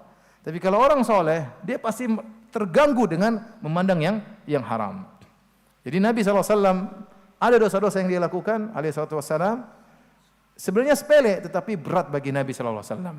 Maka jumhur ulama berpendapat bahwasanya para nabi mungkin melakukan dosa, tapi dosa tersebut dosa kecil, bukan dosa besar. Yang pertama dosa tersebut dosa kecil. Yang kedua dosa tersebut tidak berkaitan dengan risalah, dengan wahyu. Tidak mungkin Nabi SAW menambah atau mengurangi ayat-ayat Al-Quran. Dan yang ketiga dosa-dosa tersebut ya tidak berkaitan dengan hal yang menjatuhkan wibawa para nabi. Bukan mencuri, bukan berbohong, bukan begitu ya. Dan yang benar memang para anbiya memang mereka pernah berdosa ya. Dalam Al-Qur'an banyak ya. Contoh seperti Nabi Adam alaihissalam bersalah makan buah khuldi, kata Allah Subhanahu wa taala ya, wa asa adamu rabbahu faghawa. Nabi Adam alaihissalam bermaksiat ya, bermaksiat kata Allah, wa asa Adam. Makanya dia pun minta ampun kepada Allah dan Allah ampuni Nabi Adam alaihissalam. Dan seluruh keturunan Adam pun demikian. Makanya Nabi berkata, kullu bani Adam khata'. Seluruh anak keturunan Adam pasti melakukan apa? Kesalahan. Dan seluruh nabi keturunan Nabi Adam alaihissalam. Contohnya Nabi Nuh alaihissalam ya, pernah meminta buat anaknya sebagaimana kita sampaikan pada pengajian yang lalu ya. Kemudian Nabi Nuh minta maaf, Rabbi inni a'udzubika an as'alaka ma laisa li bihi ilm wa illa taghfirli. Ya Rabbku, aku berlindung kepada Engkau dari meminta sesuatu yang aku tidak punya ilmu. Kalau Kau tidak ampuni aku, Kau tidak rahmati aku, ya berarti dia minta ampun atau tidak? Minta ampun, dia bersalah. Contohnya Nabi Musa alaihissalam juga pernah membunuh seseorang. Setelah dia membunuh orang yang tidak diperintahkan untuk dibunuh, kata Nabi Musa, Rabbi inni dzalamtu nafsi faghfirli. Ya Rabbku, sungguhnya aku telah menzalimi diriku, maka ampunilah aku. Kata Allah, faghfaralah, Allah ampuni dia. Berarti dia punya salah atau tidak? Punya salah. Buktinya dia minta ampun. Karena ada yang mengatakan maksudnya itu sebenarnya bukan salah, cuma sekedar minta suatu, sebenarnya tidak salah. Tapi sebenarnya itu kesalahan. Karena Allah setelah itu mengatakan faghfaralah, Allah ampuni dia. Berarti Nabi Musa pernah salah. Sama Nabi Daud juga alaihissalam. Ya. Fa dhanna Daud wa dhanna Daudu annama fatannahu fastaghfara rabbahu. Ya. Dan Daud mengetahui kami telah mengujinya, maka dia pun minta ampun kepada Tuhannya. Itu disebutkan para ulama Nabi Daud menghukum sebelum mendengar dari pihak yang lain. Segera terburu-buru mengeluarkan satu hukum dan itu salah. Kemudian kata Allah fastaghfara rabbahu, Nabi Daud minta ampun kepada Allah, kata Allah faghfarnalah, kami ampuni beliau. Berarti Nabi Daud juga pernah punya salah. Nabi Muhammad SAW juga pernah bersalah tatkala mengharamkan apa yang dihalalkan oleh Allah. Ya ayuhan nabi lima tuharrimu ma ahlallahu lak. Wahai Nabi, kenapa engkau mengharamkan apa yang dihalalkan? Abasa wa tawalla, kenapa engkau berpaling dan bermuka masam? Ya. Afallahu anka, Allah maafkan engkau. Lima adzinta lahum, kenapa kau izin kepada mereka tapi Allah ampuni? Jadi Nabi SAW dan para nabi yang lain juga mungkin pernah melakukan kesalahan, tapi kesalahan mereka kecil, bukan dosa besar. Namun bagi mereka itu terasa berat. Seperti saya katakan tadi, orang-orang soleh kalau melakukan dosa meskipun kecil, bagi mereka itu sesuatu yang sangat besar. Adapun orang munafik, dosa besar mereka lakukan dianggap seperti hanya lalat yang lewat di depan hidungnya, kemudian diusir begitu saja, selesai.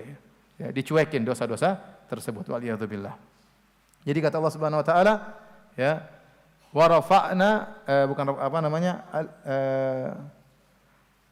alam nashrah laka sadrak wa wada'na anka wizrak, ya. Kemudian kata Allah, alladzi anqadha dhahrak, yang memberatkan punggungmu. Ini tadi saya katakan. Dosa tersebut menjadi beban berat bagi Nabi sallallahu alaihi wasallam. Dan Nabi benar-benar takut kepada Allah kalau melakukan kesalahan. Qul inni akhafu in asaitu rabbi adzab yaumin azim. Katakanlah wahai Muhammad, sungguhnya aku takut kepada Allah jika aku bermaksiat dengan adab yang pedih pada hari kiamat kelak.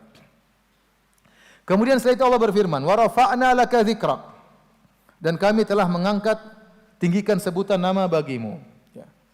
Dan ini sebagian ulama mengatakan ini kekhususan Nabi sallallahu alaihi wasallam, tidak dimiliki oleh nabi-nabi sebelumnya. Yang namanya selalu diangkat adalah Nabi sallallahu alaihi wasallam, diangkat setinggi-tingginya. Di antara bentuk pengangkatan nama Nabi sallallahu alaihi wasallam, orang kalau masuk Islam syahadatain, asyhadu alla ilaha illallah wa asyhadu anna Muhammadar Rasulullah, digandengkan antara Nabi dengan Allah Subhanahu wa taala. Azan dikumandangkan, ada asyhadu alla ilaha illallah wa asyhadu anna Muhammadar Rasulullah. Dan azan tersebut diangkat terus setiap saat. Sekarang ini, detik sekarang ini, ada orang yang azan zuhur, ada yang azan maghrib, ada yang azan asar, ada yang azan isya, ada yang azan subuh. Sekarang ini, karena azan adalah sesuai dengan berjalannya apa? Waktu. Di saat sekarang kita ini ada yang zuhur. Ada yang zuhur atau tidak? Ada yang duhur. Di bumi yang lain ada yang asar. Di bumi yang lain ada yang maghrib. Di bumi yang lain ada yang isya. Di bumi lain ada yang subuh. Sehingga azan tidak pernah berhenti, setiap detik, setiap saat selalu ada azan. Menunjukkan bahwasanya nama Nabi diangkat benar, dikumandangkan di mana-mana dalam azan. Demikian juga seorang tatkala salat bertasyahud menyebut ya Nabi sallallahu alaihi wasallam. Sekarang kita tanya, banyak orang-orang hebat yang telah berlalu, para raja, ya, para presiden, para penemu, mereka tidak terangkat seperti Rasulullah sallallahu alaihi wasallam. Bahkan di antara mereka sudah terlupakan. Ya, saya tanya sama antum, penemu mobil siapa? Ada yang tahu enggak? Siapa penemu mobil? Antum tidak tahu, saya pun tidak tahu. Enggak ada yang tahu. Padahal dia jasanya luar biasa atau tidak? Jasanya coba. Gara-gara ini menemukan mobil, manfaatnya luar. Penemu HP siapa coba? Ada yang tahu? Siapa penemu HP? Siapa? Alexander siapa? Alexander HP. Kampel. Masya Allah. Yang tahu cuma antum aja. Maksud saya banyak orang hebat, raja ini, raja anu, bahkan mereka meninggalkan gedung-gedung yang hebat, tapi enggak begitu dikenal oleh banyak orang. Tidak terangkat nama mereka. Lihat tidak seperti Rasulullah SAW. Setiap saat namanya dikumandangkan. Setiap saat. Setiap saat. Ya. Setiap saat ada orang azan zuhur, ada orang azan asar, ada orang azan maghrib, ada orang azan isya, ada orang azan subuh. Adapun kalau Nabi diangkat dalam hati kaum muslimin tentunya sangat luar biasa ya. Siapa yang berani ngejek Rasulullah SAW? Pasti kaum muslimin pasti ngamuk ya, pasti marah. Kenapa? Karena mereka benar-benar mengagungkan Rasulullah sallallahu alaihi wasallam. Dan kata Syekhul Islam Ibnu Taimiyah rahimahullahu taala dalam Majmu' Fatawa, "Walladzina a'lanu ma ja'a bihi Nabi sallallahu alaihi wasallam fasara lahum nasibun min qaulihi ta'ala wa rafa'na laka dzikrak." Fa inna ma akramallahu bihi nabiyahu min sa'adatid dunya wal akhirah falil mu'minin al mutabi'in nasibun biqadri imanihim. Kata Ibnu Taimiyah rahimahullah, intinya barang siapa yang memperjuangkan dakwah Nabi, mengiklankan dakwah Nabi sallallahu alaihi wasallam, maka dia akan mendapatkan bagian daripada ayat wa rafa'na laka dzikrak. Ayat ini kami angkat sebutan wahai Muhammad, ini khusus buat Nabi. Tapi bagi orang yang mengikuti ajaran Nabi, dia pasti mendapatkan bagian daripada hal ini. Oleh karena kita dapati banyak para ulama tetap disebut-sebut nama-nama mereka dalam kajian-kajian, dalam dakwah-dakwah, dalam doa kepada mereka.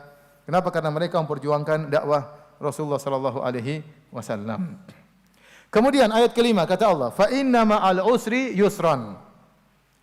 Maka sungguhnya bersama kesulitan ada kemudahan.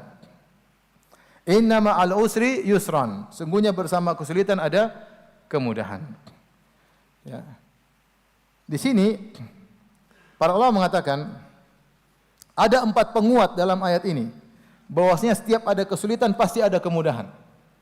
Setiap kesulitan pasti ada kemudahan. Jadi Anda kalau terjebak dengan kesulitan, yakinlah di setiap kesulitan pasti ada kemudahan. Ada 4 penguat di sini. Yang pertama, jadi kata Allah, fa inna ma'al usri yusran.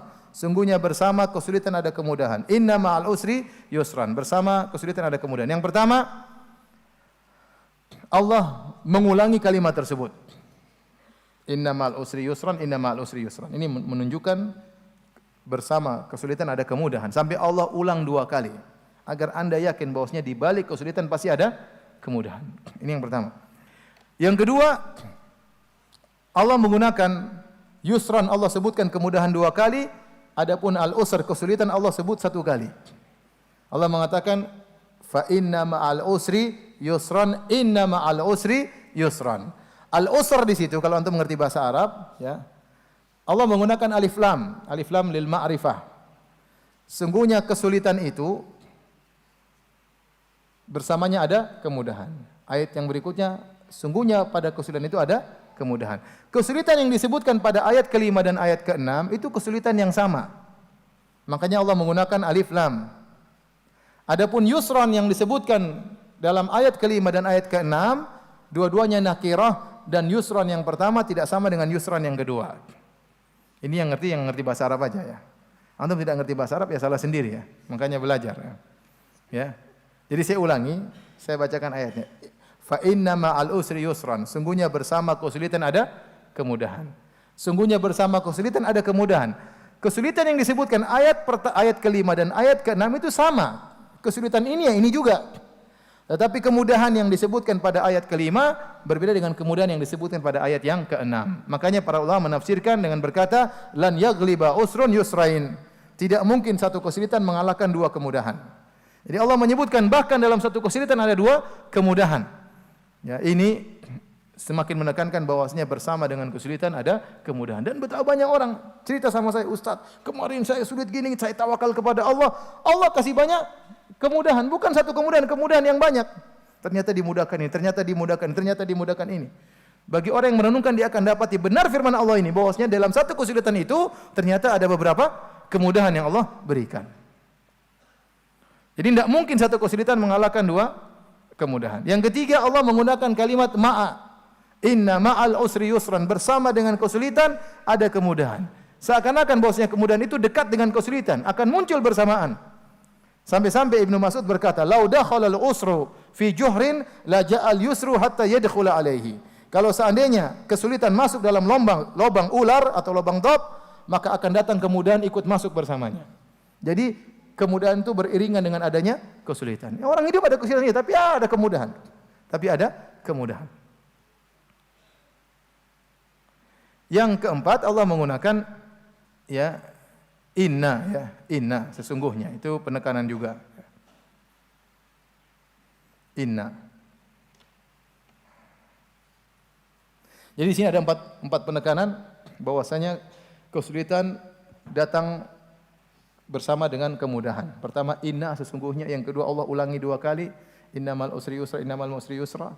Yang ketiga kesulitan disebut sekali, kemudian disebut berapa kali? Berapa kali? Dua kali.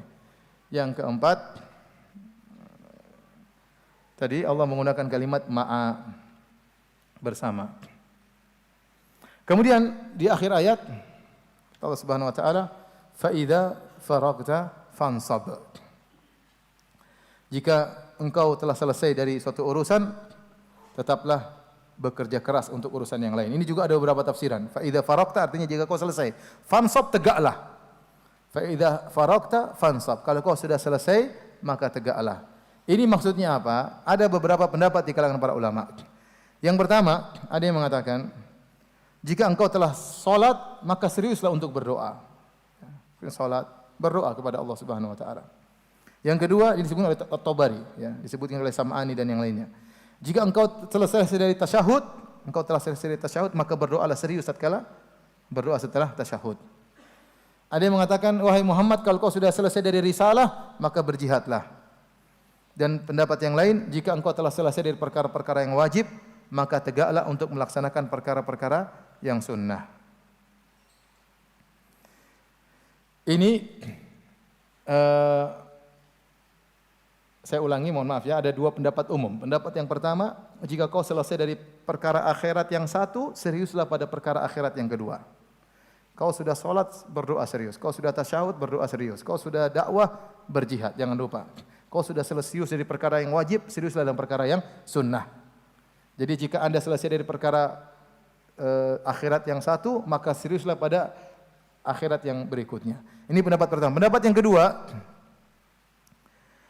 ini disebut juga oleh Ibnu Katsir, fa idza faragta fansab, jika kau sudah selesai dari urusan duniamu, fansab, maka seriuslah untuk urusan akhiratmu. Seakan-akan isyarat dari Allah, kamu itu jangan serius urusan dunia saja, akhirat juga harus serius. Ya seperti disampaikan oleh para ustadz, sebelum Ramadan orang banyak kalau ingin berdagang, ingin bisnis, maka mereka mengadakan planning yang luar biasa, ya. Harus rencana, pendanaan dan macam-macamnya. Maka demikian juga kalau kita ingin berpuasa, manfaatkan 30 hari, harus serius. Baca Quran harus berapa juz setiap hari, salat malam jangan sampai ketinggalan, sedekah berapa yang mau saya sampaikan. Ini namanya serius dalam masalah akhirat. Ya. Mau hajian juga apa? Serius. Ya. Kumpulkan dana, serius. Mau berdakwah juga serius. Kalau perlu ada pengaturan-pengaturan. Mau bikin kajian juga serius. Kalau ada halangan bagaimana cara menghadapinya. Jadi maksudnya, kamu jangan serius saja masalah dunia.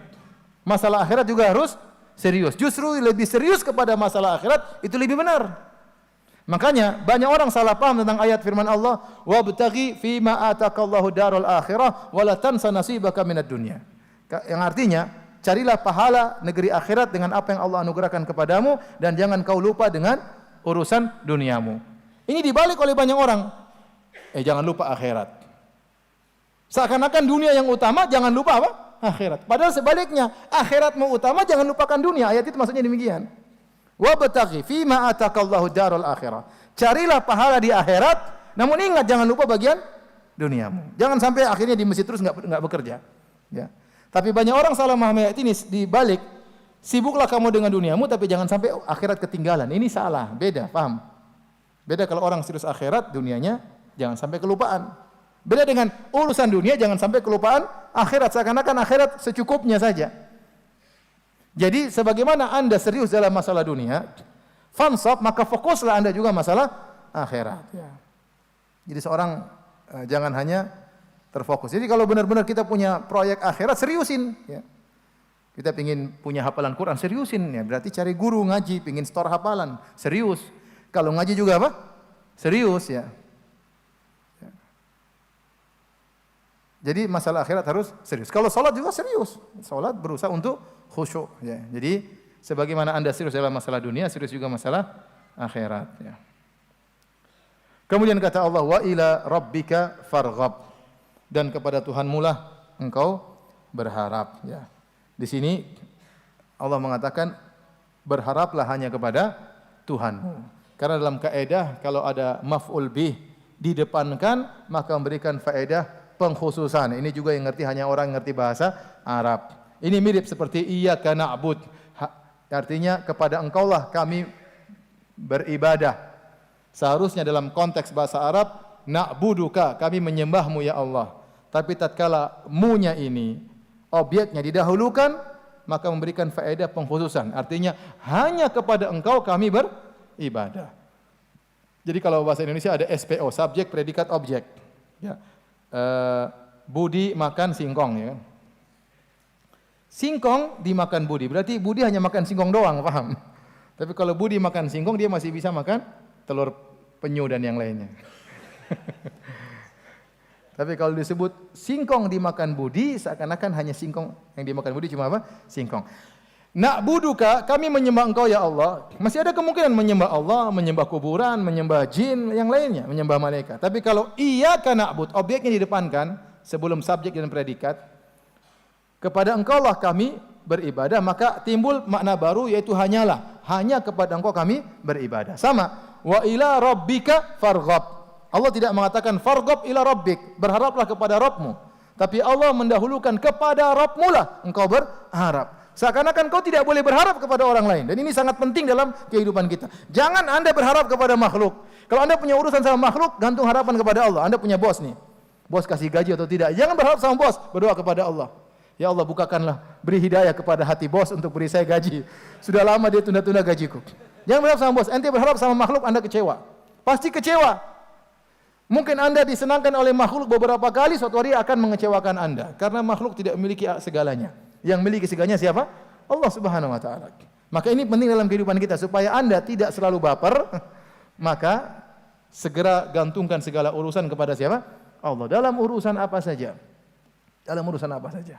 Dalam urusan rumah tangga, dalam urusan dakwah, dalam urusan ekonomi, wa ila rabbika farghab. Maka berharaplah, gantungkanlah harapanmu hanya kepada Allah Subhanahu wa taala, maka Anda akan hidup bahagia.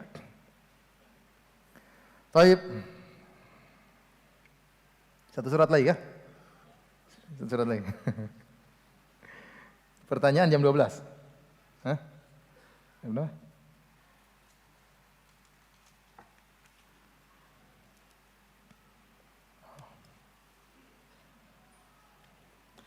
Baik, kita lanjutkan surat berikutnya, surat At-Tin. Surat At-Tin. Surat At-Tin menurut jumhur ulama adalah surat Makkiyah. Diturunkan tentunya sebelum Nabi berhijrah ke kota Madinah. Kenapa? Karena dalam surat tersebut Allah berfirman, "Wa hadza al-baladil amin." Wa hadza al-baladi. Kenapa al-baladi? Karena sumpah. Kalau sumpah datang setelah waw jadi majrur. Wallahi. Itu namanya demi Allah. Tapi kalau wallahu artinya dan Allah. Paham? Beda ya. Watini. kasrah berarti demi buah tin. Wazaituni demi buah zaitun. Wa hadzal baladi demi kota Mekah. Semua yang sumpah datang setelah huruf waw di kasrah ya. Tapi kalau di dhamma itu bukan sumpah tetapi dia huruf ataf jadinya dan. Makanya sebagian orang kurang ajar ya. Jadi waktu kamu yang ambil barang ini, enggak. Demi Allah, wallahu kata. Itu kejadian saya pernah diceritain. Saking pintar agamanya ya harusnya kamu demi Allah bersumpah. Wallahu. Jadi kalau wallahi artinya demi Allah, kalau wallahu artinya apa? Dan Allah. Ini kurang ajar namanya. Jadi tatkala Allah mengatakan wa hadzal baladil amin demi kota Mekah, hadza di situ adalah isim isyarah lil qarib. Demi kota ini. Berarti menunjukkan surat At-Tin ini turun tatkala Nabi masih di Mekah. Paham ya? Masih di Mekah. Makanya dikatakan sebagai surat Makkiyah. Disebutkan dalam Sahih Muslim dari Al-Bara' bin Azib, annahu kana fi safarin fa shalla al-isya al-akhirah fa qara'a fi ihda rak'atain wat-tin wa zaitun. Bitin wa zaitun. Rasulullah SAW pernah safar dan beliau salat Isya dan beliau baca salah satu rakaatnya baca wat-tin wa zaitun. Asalnya surat Ad-Duha dan selanjutnya itu dibaca di salat Maghrib. Makanya para ulama bagi surat Mufassal menjadi 3, Tiwalul Mufassal, kemudian yang Mutawassit, kemudian Qisarul Mufassal. Yang Qisarul Mufassal itu dibaca, yang pendek-pendek dibaca salat Maghrib. Tapi waktu Rasulullah SAW safar, Rasulullah SAW terkadang baca surat-surat pendek. Karena dalam kondisi apa? Safar. Makanya Rasulullah SAW baca surat At-Tin dalam kondisi safar. Jangan antum lagi safar terus antum baca Alif Lam Mim Sajdah. Ya, kasihan orang-orang ya. Kasihan orang-orang ya. Jadi baca yang ringkas, yang mudah. Tapi yang pertama Allah berfirman, "Wat-tin waz-zaitun." Demi buah tin dan buah zaitun. Buah tin tidak dikenal di kota Mekah ya, dan Madinah, tidak dikenal di Hijaz. Sementara Nabi SAW Hijazi, Nabi SAW Mekah, ya, tinggal di Madinah. Di Mekah Madinah enggak ada buah tin, ya. Yang buah tin hanya ada di Syam, di Suriah, Lebanon, Palestina. Sebagian ulama contohnya dalam tafsir Al-Baghawi menyebutkan bahwasanya kenapa Allah menyebutkan buah tin, karena buah tin ini mirip dengan buah surga. Mirip apanya katanya? Dari sisi ya buah tersebut mudah untuk dipetik, tidak perlu manjat-manjat. Yang kedua, buah tin dimakan habis, tidak ada yang dibuang. Tidak ada biji yang harus dibuang, boleh dimakan langsung apa? Habis. Ini pendapat sebagian ulama. Intinya buah tin juga banyak faedahnya, ya, mengandung gizi yang tinggi. Setelah itu Allah menyebutkan tentang zaitun. Zaitun juga buah yang diberkahi oleh Allah Subhanahu wa taala. Allah sebutkan ya, min syajaratin mubarakatin zaitunah, dari pohon yang berkah, itu pohon zaitun ya, karena manfaatnya luar biasa ya. Minyaknya juga sangat luar biasa, sangat diperlukan terutama orang-orang di negeri Syam. Setelah itu baru Allah mengatakan wa turi sinin, wa tin wa zaitun, wa turi sinin wa hadza baladil amin. Wa tur Sina atau bukit ini bukit juga yang pernah Nabi Musa dipanggil oleh Allah Subhanahu wa taala. Kemudian baru wa hadzal baladil amin, kota Mekah. Sehingga Allah di sini bersumpah dengan 4 perkara. Wat-tin demi buah tin, wa zaitun demi buah zaitun, wa turi sinin demi bukit Tur yang Nabi Musa pernah dipanggil oleh Allah di sana. Yang keempat demi kota Mekah. Sehingga sebenarnya Allah mengatakan maksudnya Allah menyebutkan tin dan zaitun itu juga tempat. Kenapa? Karena tin dan zaitun hanya ada di negeri Syam. Maksudnya Allah bersumpah dengan negeri Syam. Allah bersumpah dengan Tur Sina dan Allah bersumpah dengan kota Mekah. Karena inilah tempat para anbiya, negeri Syam. Kalau At-Tin wa Zaitun tempatnya Nabi Isa alaihissalam, Tur Sina tempatnya Nabi Musa alaihissalam, dan kota Mekah tempatnya siapa? Nabi Muhammad sallallahu alaihi wasallam. Seakan-akan Allah mengingatkan dengan 3 nabi. Nabi orang-orang Yahudi, yaitu Nabi siapa? Musa alaihissalam. Kemudian Nabi Isa di negeri Syam, nabinya orang-orang Nasrani. Kemudian Nabi Muhammad, nabinya umat Islam, dan seluruh nabi nabinya orang umat Islam.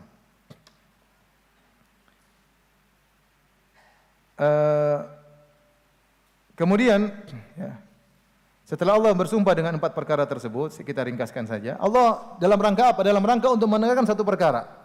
Kata Allah, laqad khalaqnal insana fi ahsani taqwim. Sungguh kami telah menciptakan manusia dalam bentuk yang sebaik-baiknya. Jadi Allah bersumpah dengan tempat-tempat tersebut untuk menekankan, sungguh kami telah menciptakan manusia pada kondisi yang paling sempurna. Namun meskipun telah diciptakan dengan sempurna, kalau ternyata dia tidak bersyukur kepada Allah, tsumma radadnahu asfala safilin, maka kami akan lemparkan dia ke tempat yang serendah-rendahnya. Manusia diciptakan dalam kondisi sangat sempurna. Kita semua sadar, ya, manusia ya diciptakan oleh Allah dengan penciptaan spesial, ya. Tidak sama dengan makhluk-makhluk yang lain, ya. Hewan berbeda dengan manusia. Manusia berjalan dengan tegak, ya. Hewan rata-rata apa? Bongkok, ya. Manusia berjalan dengan kaki 2, ya. Monyet jalannya juga apa? Bongkok, ya. Kalau manusia punya otak yang sangat cerdas. Manusia dengan tangannya bisa macam-macam, ya. Bisa WhatsAppan. Monyet nggak bisa WhatsAppan. Tangannya luar biasa, bisa macam-macam. Ini nggak ada hewan yang bisa menggunakan tangannya seindah manusia, luar biasa. Kemudian lisan, manusia ini bisa keluarkan huruf hijaiyah, fa, dot. Hewan nggak bisa, ya. Nggak bisa. Bikin gini keluar begini, suara begini, itu cuma ada pada manusia. Terus bentuknya sangat indah, wajah begitu tampan, wajah begitu cantik, semuanya ada pada manusia, ya. Luar biasa, berbeda dengan hewan. Oleh karenanya ada suatu kejadian disebutkan oleh Ibnu Al-Arabi dalam tafsirnya. Jadi ada seorang lelaki sangat cinta kepada istrinya. Dia kagum dengan kecantikan istrinya. Kemudian dia bersumpah, dia muji istrinya. Dia bilang, "Demi Allah, wahai istriku, kalau bulan lebih indah daripada kamu saya talak 3." Istrinya langsung kaget, segera dia berhijab, lari dari suaminya. Kenapa? Karena kebiasaan orang Arab kalau ingin mengungkapkan keindahan, mereka ungkapkan dengan rembulan. Itu wajahnya sangat tampan seperti rembulan. Itu wajahnya sangat cantik seperti apa? Rembulan. Kalau bicara wajah, mereka biasanya bicarakan dengan apa? Rembulan sebagai bentuk sangat indah adalah rembulan. Tatkala lelaki ini berkata, kalau rembulan lebih baik daripada kamu saya talak 3, istrinya menyangka telah jatuh talak. Akhirnya dia sedih, dia angkat kasusnya kepada Abu Ja'far Al-Mansur, khalifah tatkala itu. Maka kemudian dipanggillah seluruh fuqaha untuk bicarakan orang ini talaknya jatuh atau tidak. Cerainya jatuh karena dia mengatakan kalau rembulan lebih cantik daripada kamu, saya jatuhkan talak 3. Akhirnya seluruh fuqaha mengatakan telah jatuh talak 3. Karena tidak ada yang lebih indah daripada rembulan. Karena dia mengatakan kalau kamu lebih indah daripada rembulan, lebih indah daripada kamu talak 3. Dan tidak ada yang lebih indah daripada rembulan, sehingga jatuhlah talak 3. Sampai akhirnya ada salah seorang sahabatnya, Abu Hanifah rahimahullahu ta'ala, dia mengatakan tidak, belum jatuh talak. Kenapa? Karena manusia lebih indah daripada rembulan. Dalilnya, laqad khalaqnal insana fi ahsani taqwim. Antum biar begini-begini lebih indah daripada rembulan. Biar begini-begini modelnya. Lebih indah daripada rembulan. Karena tidak ada yang lebih indah di makhluk kecuali seperti manusia. Luar biasa, ya. Ya.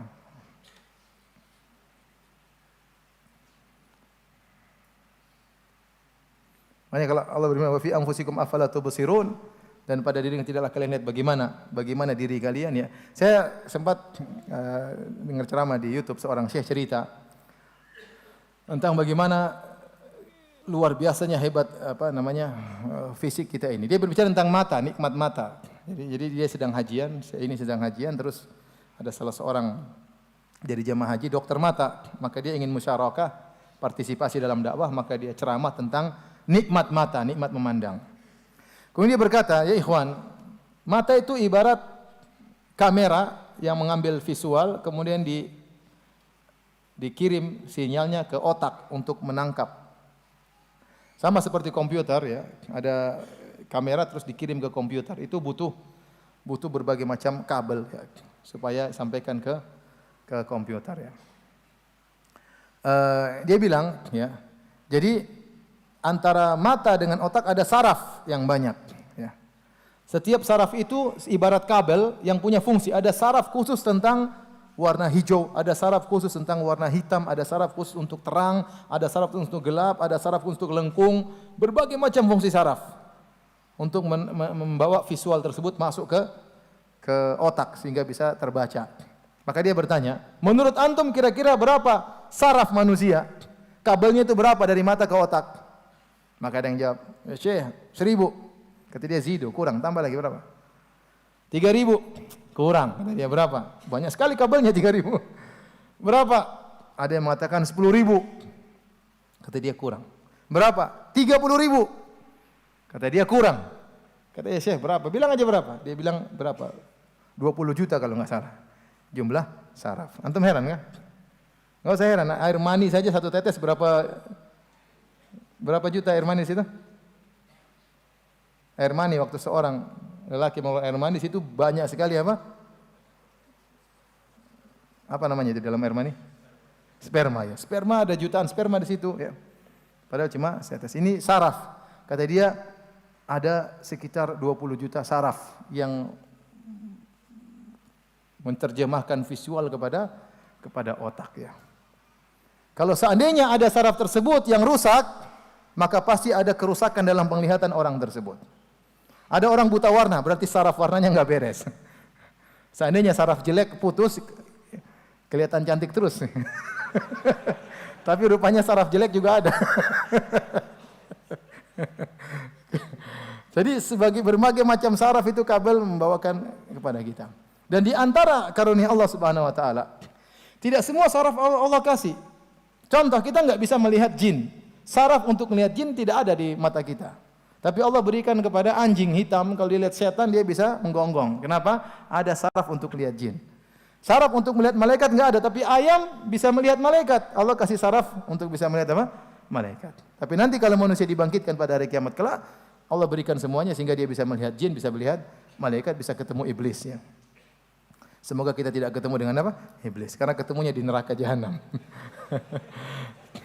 Jadi para hadirin yang Subhanahu wa taala, intinya ya, manusia adalah tubuh yang terindah ya. Terindah.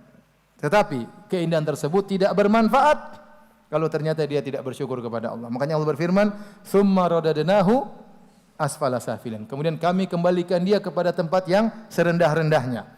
Di sini ada dua pendapat di kalangan para ulama. Apa maksudnya asfala safilin, tempat yang serendah-rendahnya? Ada yang mengatakan akan dikembalikan ke neraka jahanam. Ini pendapat yang lebih kuat. Ini pendapat dipilih oleh Ibnu Katsir ya. Yaitu Allah Subhanahu wa taala sebut tentang orang-orang kafir yang Allah berikan kepada mereka tubuh yang sehat, akal yang cerdas, badan yang kuat, tapi mereka kafir kepada Allah.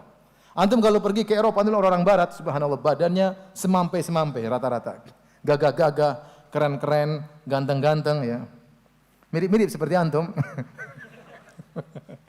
Maksudnya mereka diberi kenikmatan tubuh yang luar biasa ya. Badan gagah-gagah, keren-keren, ganteng-ganteng ya. Cantik-cantik ya. Tapi mereka kafir kepada Allah, enggak ada faedahnya. Enggak ada faedahnya. Mending pas-pasan tapi beriman kepada Allah Subhanahu wa taala ya. Ini tafsiran yang lebih kuat dipilih oleh Ibnu Katsir rahimahullah taala. Pendapat yang kedua dipilih oleh Ibnu Jarir At-Tabari dalam tafsirnya, asfala safilin maksudnya adalah masa tua. Tempat yang rendah maksudnya adalah kepikunan. Adalah kepikunan. Bahwasanya manusia itu muslim atau kafir ya, maka mereka akan mencapai tempat yang rendah yaitu kepikunan. Akan tetapi bedanya kalau orang-orang beriman illal ladzina amanu wa amilus solihat. Berdasarkan tafsir yang pertama, illal ladzina amanu wa amilus solihat falahum ajrun ghairu mamnun, kecuali orang-orang yang beriman dan beramal saleh, bagi mereka pahala yang tidak pernah terputus. Ghairu mamnun ada 3 tafsirannya. Tidak pernah dikurangi, ghairu mangkus, tidak terkurangi sama sekali. Ghairu maqtu', tidak pernah terputus sama sekali. Ghairu mahsub, tidak ada hisapnya. Itulah kenikmatan di surga. Tidak dikurangi, tidak pernah terputus dan tanpa batas. Kenikmatan yang Allah berikan tiada henti-hentinya, tanpa batasnya dan tidak pernah terkurangi sama sekali. Ya. Tidak ada hari ini ketemu bidadari cantik, besok bidadarinya jelek. Enggak ada. Cantik terus. Enggak ada hari ini bidadarinya senyum-senyum, besok diomel-omelin. Enggak ada. Kemarin ada ustadz ketemu dengan ustadz yang lain. Umurnya masih 40 sekian, belum 60. jenggot sudah putih semua. Akhirnya ustaz ini tanya, kamu kok jenggotnya putih semua?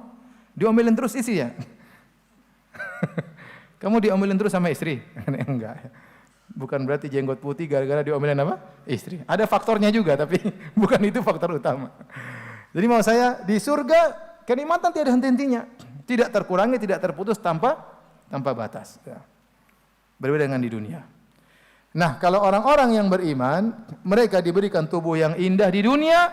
Kalau mereka beriman di akhirat lebih indah lagi Allah berikan tubuh mereka. Jadilah mereka tampan, tinggi seperti Nabi Adam, umur 33 tahun, gagah perkasa, cantik jelita, maka Allah berikan kenikmatan di atas kenikmatan. Di dunia diberikan tubuh yang indah, di akhirat diberikan tubuh yang lebih indah lagi. Orang-orang kafir di dunia diberikan tubuh yang indah, di akhirat dilemparkan dalam neraka jahanam jadi bahan bakar api neraka jahanam.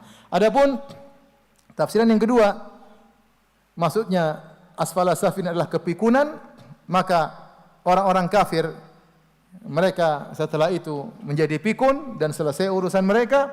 Adapun orang-orang yang beriman, kalau mereka di akhir hayat mereka ternyata pikun, ternyata mereka sudah enggak bisa berfikir lagi dengan baik, pahala terus mengalir, tidak terputus. Lahum ajrun ghairu mamnun, ini maksudnya demikian menurut tafsiran yang At-Tabari. Maksudnya apa? Antum kalau sekarang masih muda beramal soleh, rajin sedekah, rajin baca Quran. Suatu saat antum sudah tua, enggak bisa lagi baca Quran, sudah enggak bisa lagi sholat, pikun, enggak bisa lagi puasa, enggak bisa lagi ngerti pengajian, pahala tetap berjalan berdasarkan umur antum. Kenapa? Karena itu kebiasaan antum tatkala masih muda. Ya. Makanya kata Nabi sallallahu alaihi wasallam, "Idza maridal abdu aw safar kutiba lahu ma kana ya'malu sahihan muqiman sahihan." Kalau seorang hamba sedang sakit atau bersafar, tetap dicatat pahalanya sebagaimana tatkala dia sedang sehat dan tidak bersafar. Kalau antum tatkala dalam kondisi sehat, selalu baca Al-Qur'an, selalu salat malam. Tatkala tidak bersafar, selalu salat rawatib. Antum bersafar, antum tidak salat sunnah, tidak salat rawatib, antum tidak salat malam karena sibuknya safar, tetap dicatat oleh malaikat. Anda seperti selalu salat malam. Kenapa? Karena kebiasaan Anda tatkala tidak bersafar demikian. Ada orang sakit enggak bisa lagi baca Quran, waktu dia masih sehat, sering baca Quran, selama dia sakit 20 tahun misalnya, tetap dicatat pahala dia baca Quran karena itu kebiasaan dia sebelum dia sakit. Maka demikian pula Anda tatkala masih muda, sebelum pikun, Anda sering membantu orang, sering bersedekah, baca Quran, nanti Anda pikun suatu hari tidak kuat lagi, tetap pahalanya mengalir, bertambah umur tetap pahalanya berjalan. Ini pendapat sebagian ulama. Demikian para hadirin dan hadirat yang dirahmati Allah Subhanahu wa taala. Tafsir 3 surat ya. Ada pertanyaan jam enggak? Cukup ya. Demikian saja, insyaallah nanti kita lanjutkan lagi ba'da maghrib ya. Surat-surat berikutnya. Subhanakallah bihamdik asyhadu an la ilaha illa anta astaghfiruka wa atubu ilaik. Assalamualaikum warahmatullahi wabarakatuh. Yuk ikut dukung dan berpartisipasi perjuangan dakwahsunnah.com dengan cara berikut.